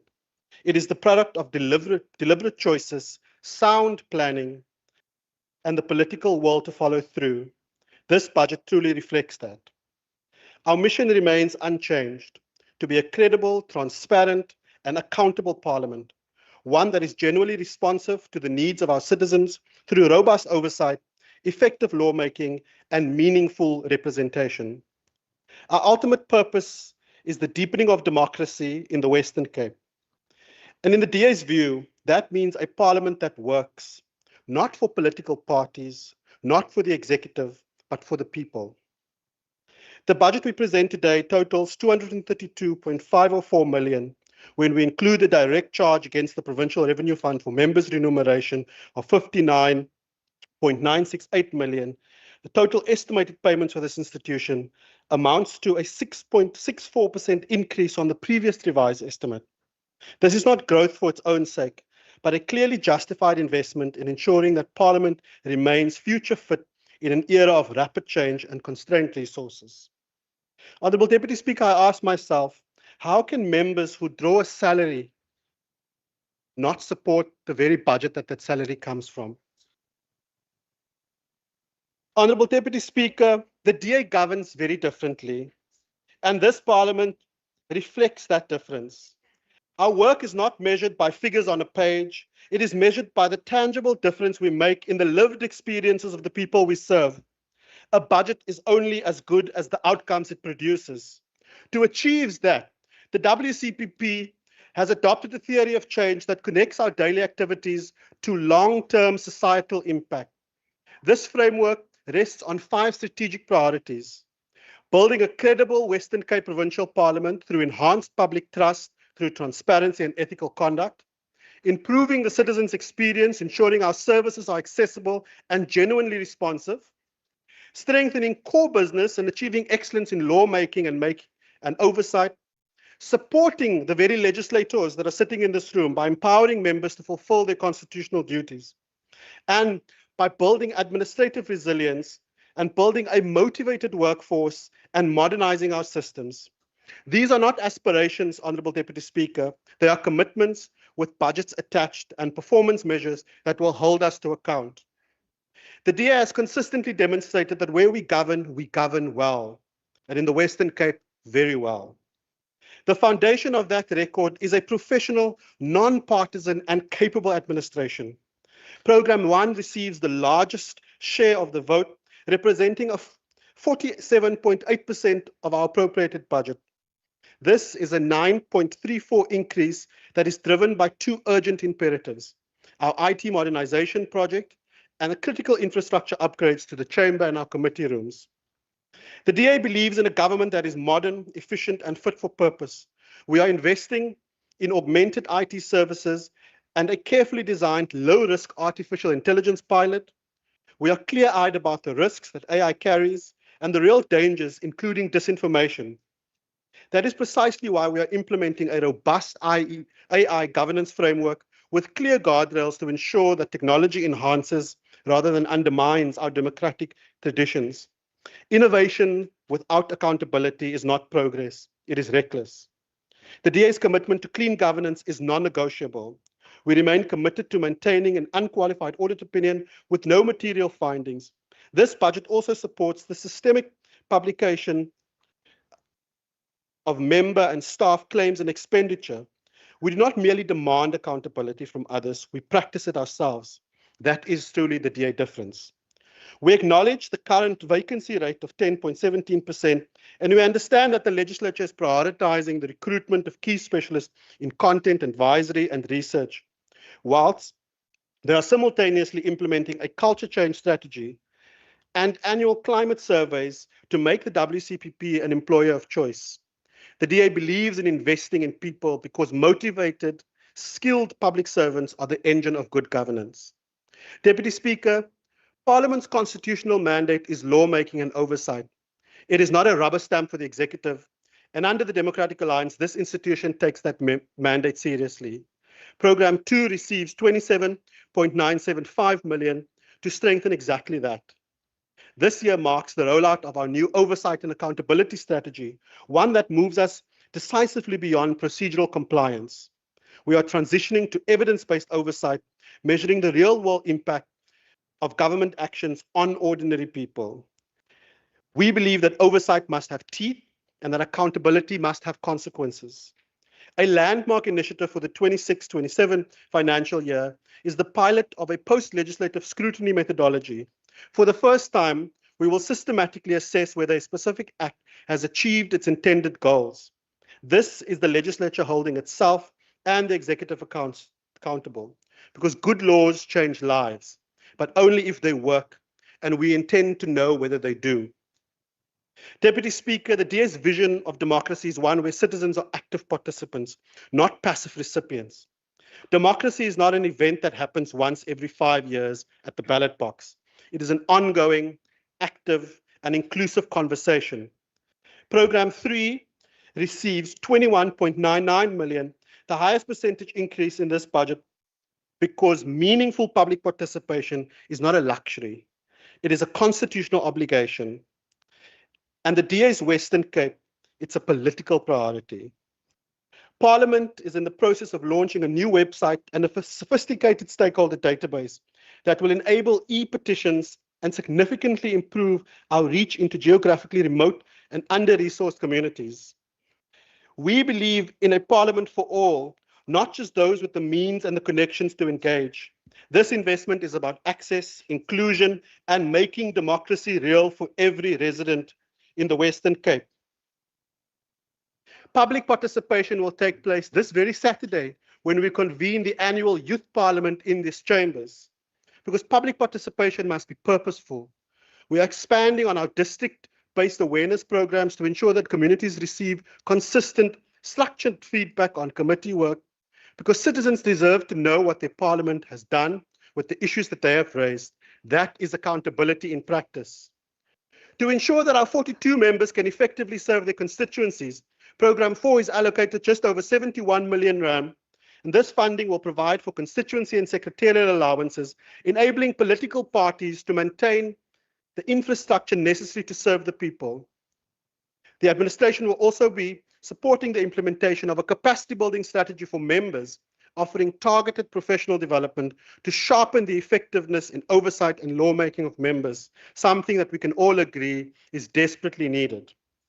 An empowered member is a more effective voice for the people. The DA invests in its legislators because we believe that representation done well changes outcomes in communities, in committees, and in the lives of our constituents.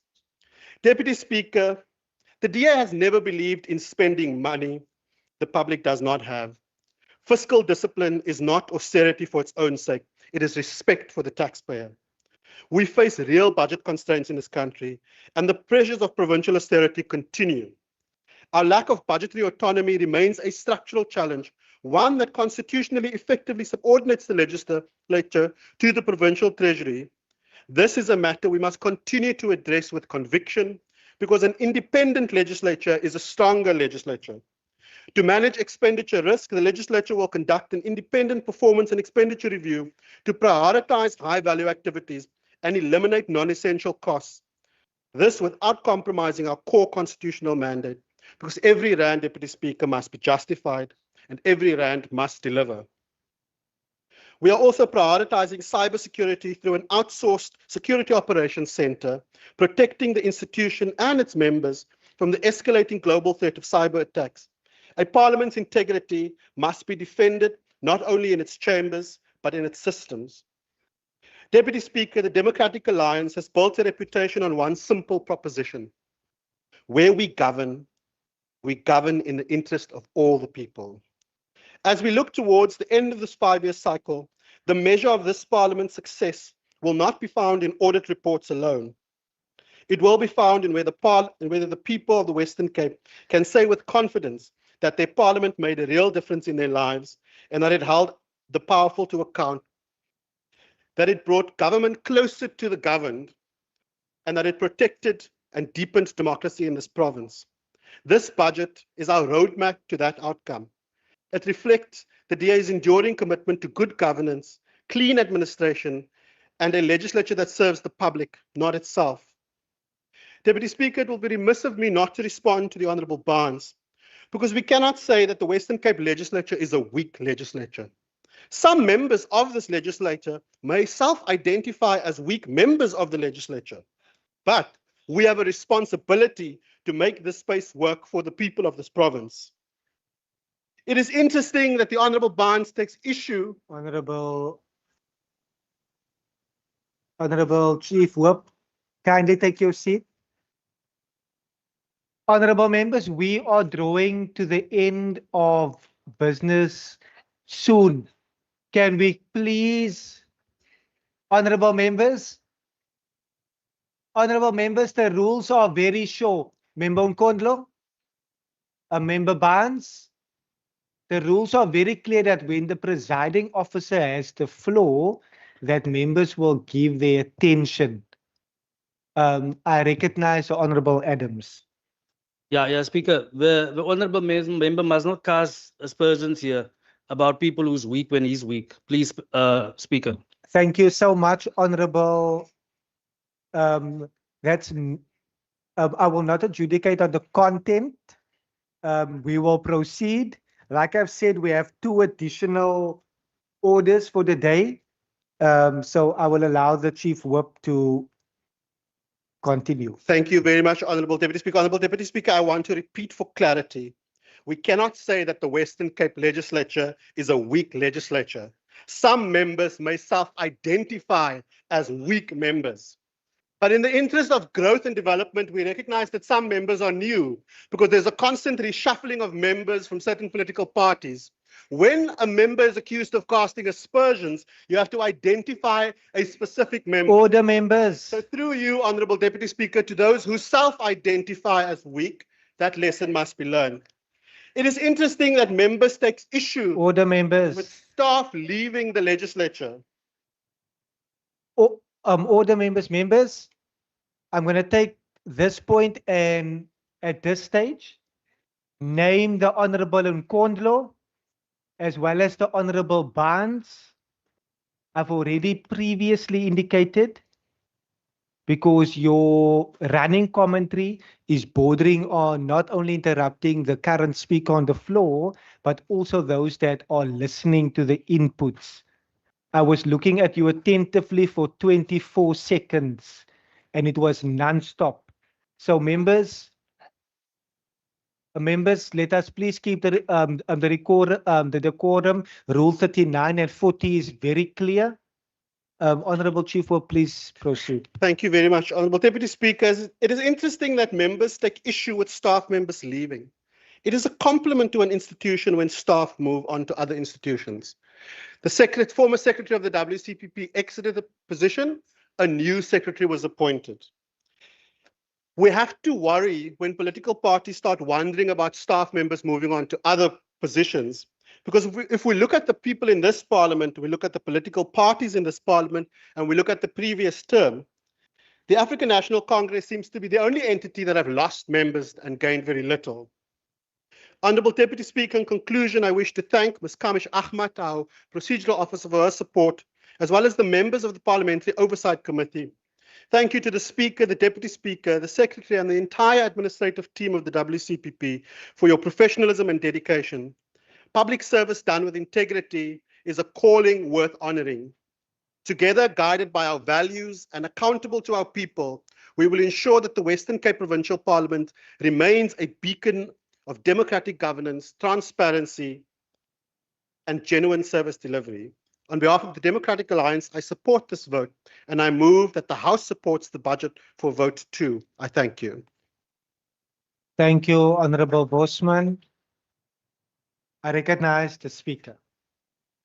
Thank you very much, Honorable Deputy Speaker. Honorable Deputy Speaker, I think I heard with the interjections or commentary that this is not a DA parliament, it is a multi-party parliament. So I'm going to try my best not to fall into the trap and respond to as a multi-party parliament. But it would be remiss of me not to start with a comment, and I quote, "A weak legislature," close quote.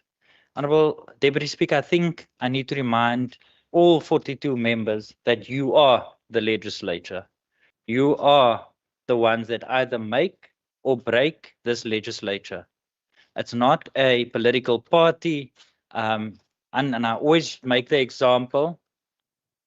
I always remind members in our interactions that government implements a party political policy or manifesto.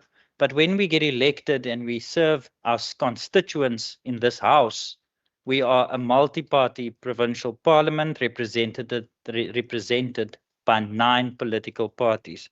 So I do take exception to the, and I quote, "a weak legislature," because that includes all 42 members, and I do not think that we are 42 weak members and weak legislature. Honourable members, let me start by responding to a few of the comments. And one of the comments that has been continuously raised, Deputy Speaker, is the fact that the budget comparison between the Western Cape and Gauteng. Deputy Speaker, the harsh reality is that this legislature consists of 42 members. Gauteng consists of 80 members. So if you want to compare apples with apples, we must put all the facts on the table.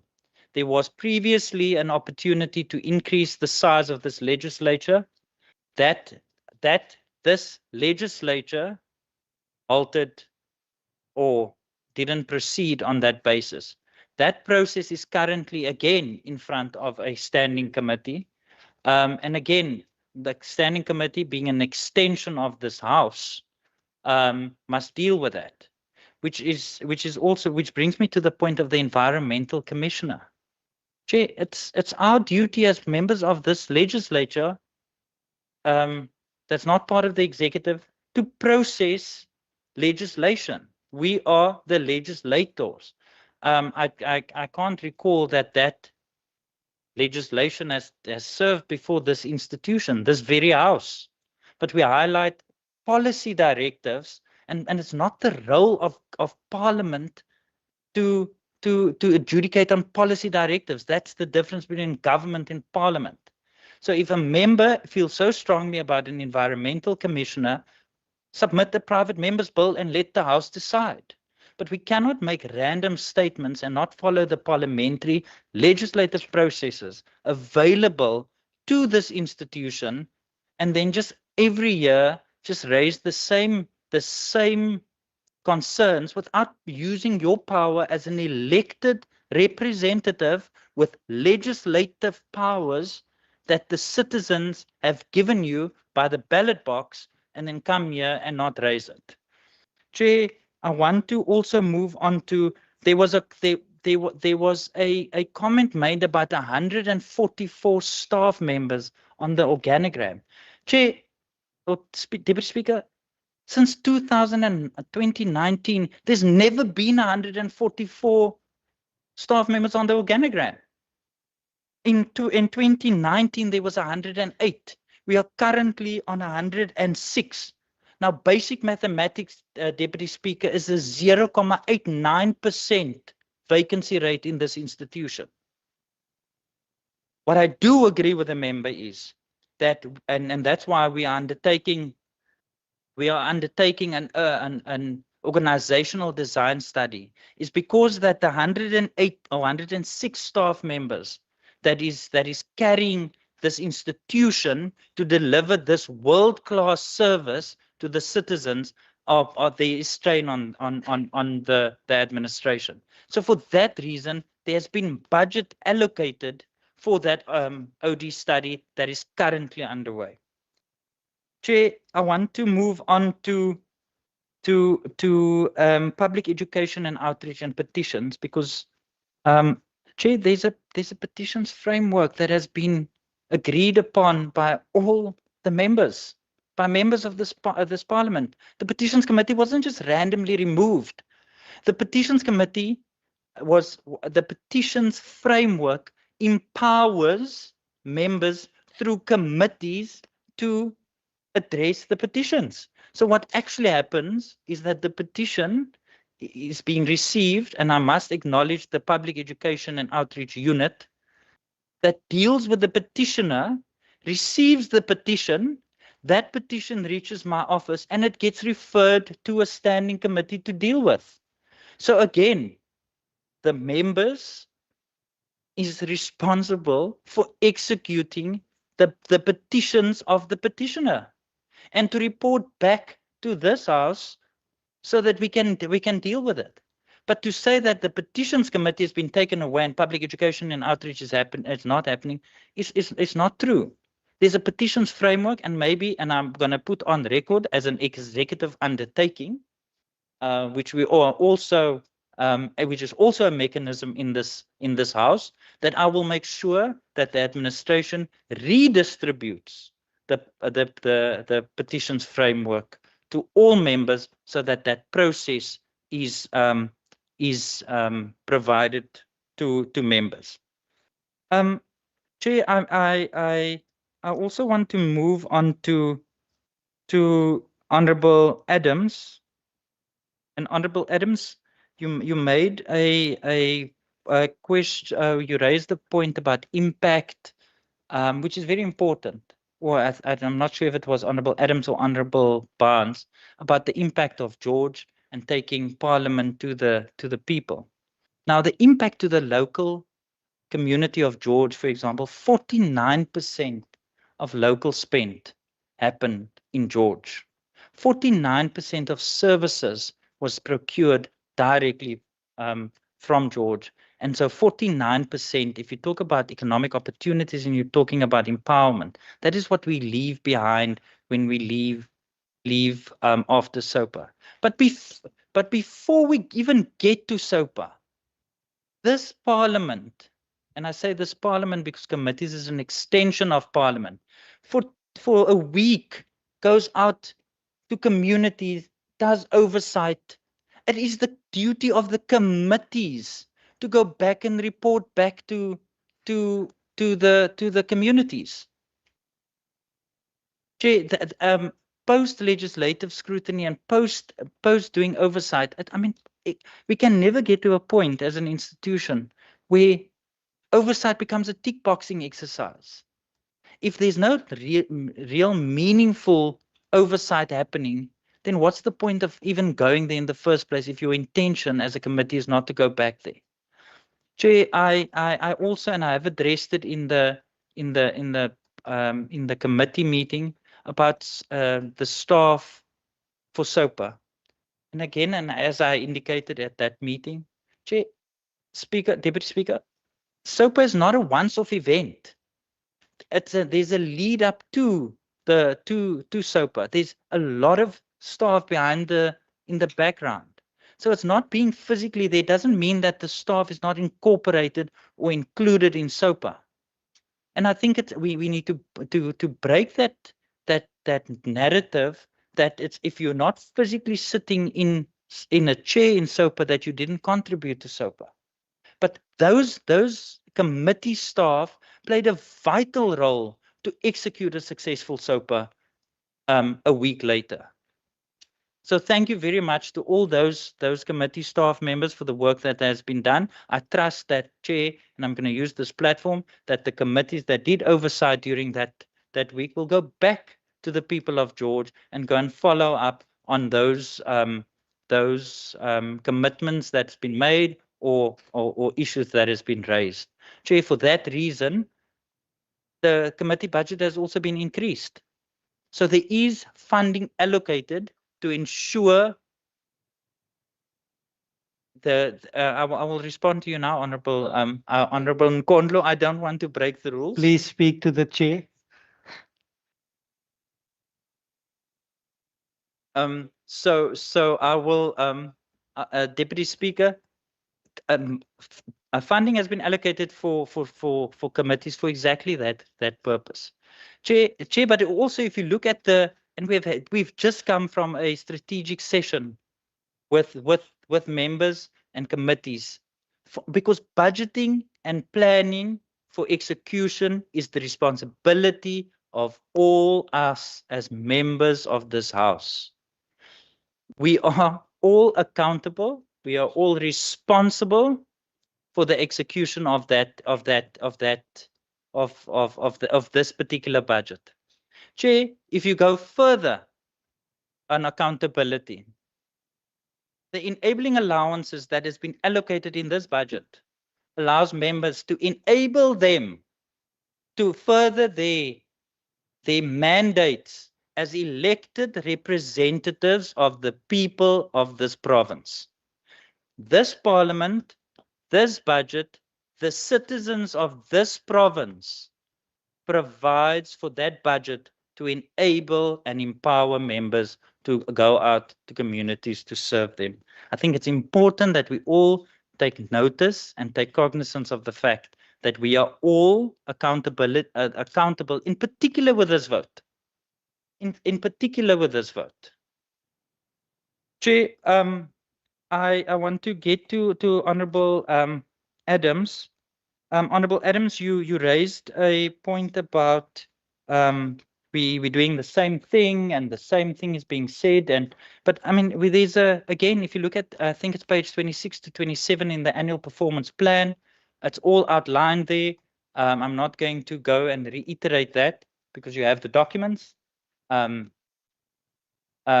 it is provided there. Chair, and with that being said, I think I want to take this opportunity to thank in particular all the criticisms and all the comments going forward. Thank you very much for the robust manner in which we can always engage. I think at the end of the day, Chair, we all want what's best for our communities. We all want what's best for our constituents. But we must also always be mindful that when we are representing our constituents, that we do it in a manner that they will benefit from us. I was in the chair early on and I made the comment about it's not about us. It's not about us. We are merely the voices for the people that elected us. So thank you very much for the manner in which we could engage and for the robust engagement in the Parliamentary Oversight Committee. Chair, it will also be remiss of me not to thank the Secretary and the team, and thank you very much for your support. Thank you very much for what you do, and to echo Honourable Barnes, with the limited resources, limited staff capacity, thank you very much for what you do on a daily basis to make sure that we are a world-class institution. And we deliver on our constitutional mandates, because we only have 3. Amongst all of this, we only have 3 constitutional mandates that we deliver, and we execute our constitutional mandates to the best of our ability. And to all 106 staff members as part of the administration, thank you very much for what you do on a daily basis to make sure that this institution functions and that we are the best possible 42 members for now elected to serve the 7-odd million citizens. Deputy Speaker, and by no means to you, last to you, thank you very much for the support daily, for what you do and for your support to make sure that we can function. And then to my office, bye dankie, and thank you very much, colleagues, for the condolences and for carrying my family in your prayers during this very difficult time. We do appreciate it. Thank you.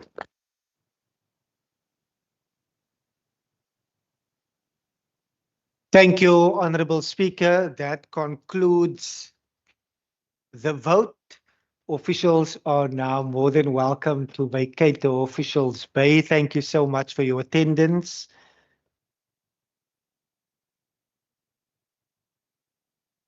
It would be remiss of me not to say the following. This morning, when the Speaker arrived at the office, no one was surprised. No one was surprised because there was an indication that he will be here, which shows that his continued commitment during a difficult time. And once again, thank you for keeping him and his family in your prayers. Honorable members, I will now recognize the table staff.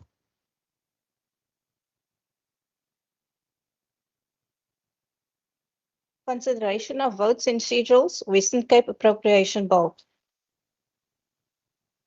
Honorable members, I am confirming with the table staff in terms of the amount of members.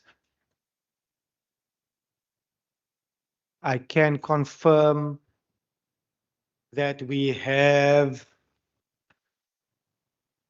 33 members present and the House is therefore quorum. I will now hand over to the Speaker to conclude item number 7 and 8.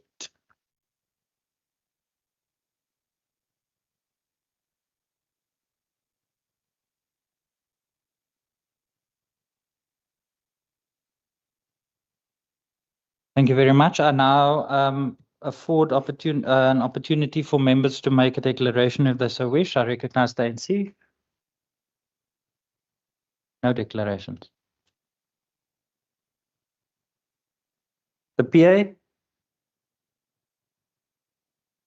The EFF? The NCC? The Freedom Front Plus? Al Jamaa? No declaration, Speaker. The ACDP? No declaration, Speaker. Good. And the Democratic Alliance? Honourable Speaker, I rise today to speak on a budget that is a roadmap for the economic resilience and future of this province. In the context of rising global tensions, the need to secure our growth prospects has never been more profound. South Africa's national economy is idling. The Western Cape's growth rate of 1.6% is a significant achievement. But Speaker, while we are outperforming the national average, 1.6% is not enough.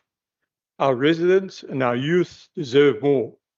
That is why this budget is a launchpad to move from being good enough to a lot better and to push our growth figures even higher. The Western Cape is open for business. We have secured an additional 1.2 billion in provincial equitable share, with a total appropriation of 93.5 billion rand. We are proving that fiscal discipline is key to furthering the dignity of our people. We are allocating 799 million rand to secure 701 new educator posts. As migration brings more families to our shores, we are ensuring that the quality of our education does not falter. Over the next 3 years, 31.1 billion rand will go into construction, 11.1 billion rand for roads, 6.4 billion for schools, and 5.2 billion for health facilities. Furthermore, our 518.8 million rand ABF provides a buffer against national failure, ensuring that critical projects move forward even when the wind blows from Pretoria. Speaker, this budget says to the investor, your capital is safe here. It says to the worker, there is opportunity here. And it says to the rest of South Africa, this is how you govern. The DA supports this budget, including all the votes 1 to 14 and all the schedules comprising the Western Cape Appropriation Bill B1 2026. And I propose our support. Thank you very much, honourable members. Honourable members, that concludes the deliberation on the consideration of votes and the schedule of the bill. Are there any objections to votes 1 to 14 and the schedule of the Western Cape Appropriation Bill?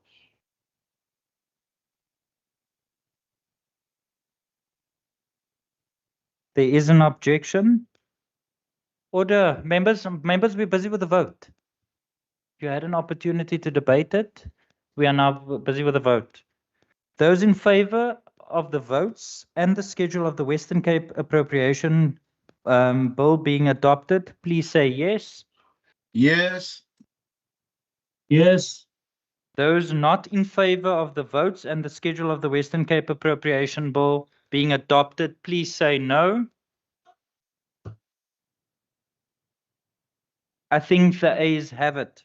Votes and the schedule of the Western Cape Appropriation Bill have therefore been adopted. The Secretary will read the 8th order of the day. Finalization of the Western Cape Appropriation Bill, including the clauses and short title.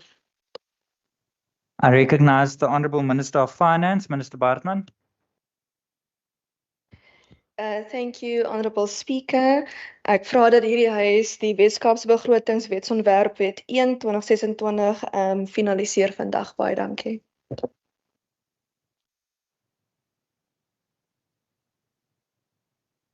Yeah, Honourable members, there being no list of speakers, are there any objections to the bill, the clauses and the short title being finalised? Are there any objections? There is an objection. I have to announce that there are currently 33 honourable members present and entitled to vote, and the House is therefore quorate. Those in favour of the bill, the clauses and the short title being finalised, please say yes. Yes. Yes. Those not in favour of the bill, the clauses and the short title being finalised, please say no. I think the ayes have it. The finalisation, including clauses and the short title of the Western Cape Appropriation Bill B1 of 2026 are therefore approved. The Secretary will read the bill. Western Cape Appropriation Bill. The bill will be sent to the Premier for assent. Honourable members, that concludes the business for the day. The Secretary will now end the meeting and all members will be exited from the sitting. The House is adjourned.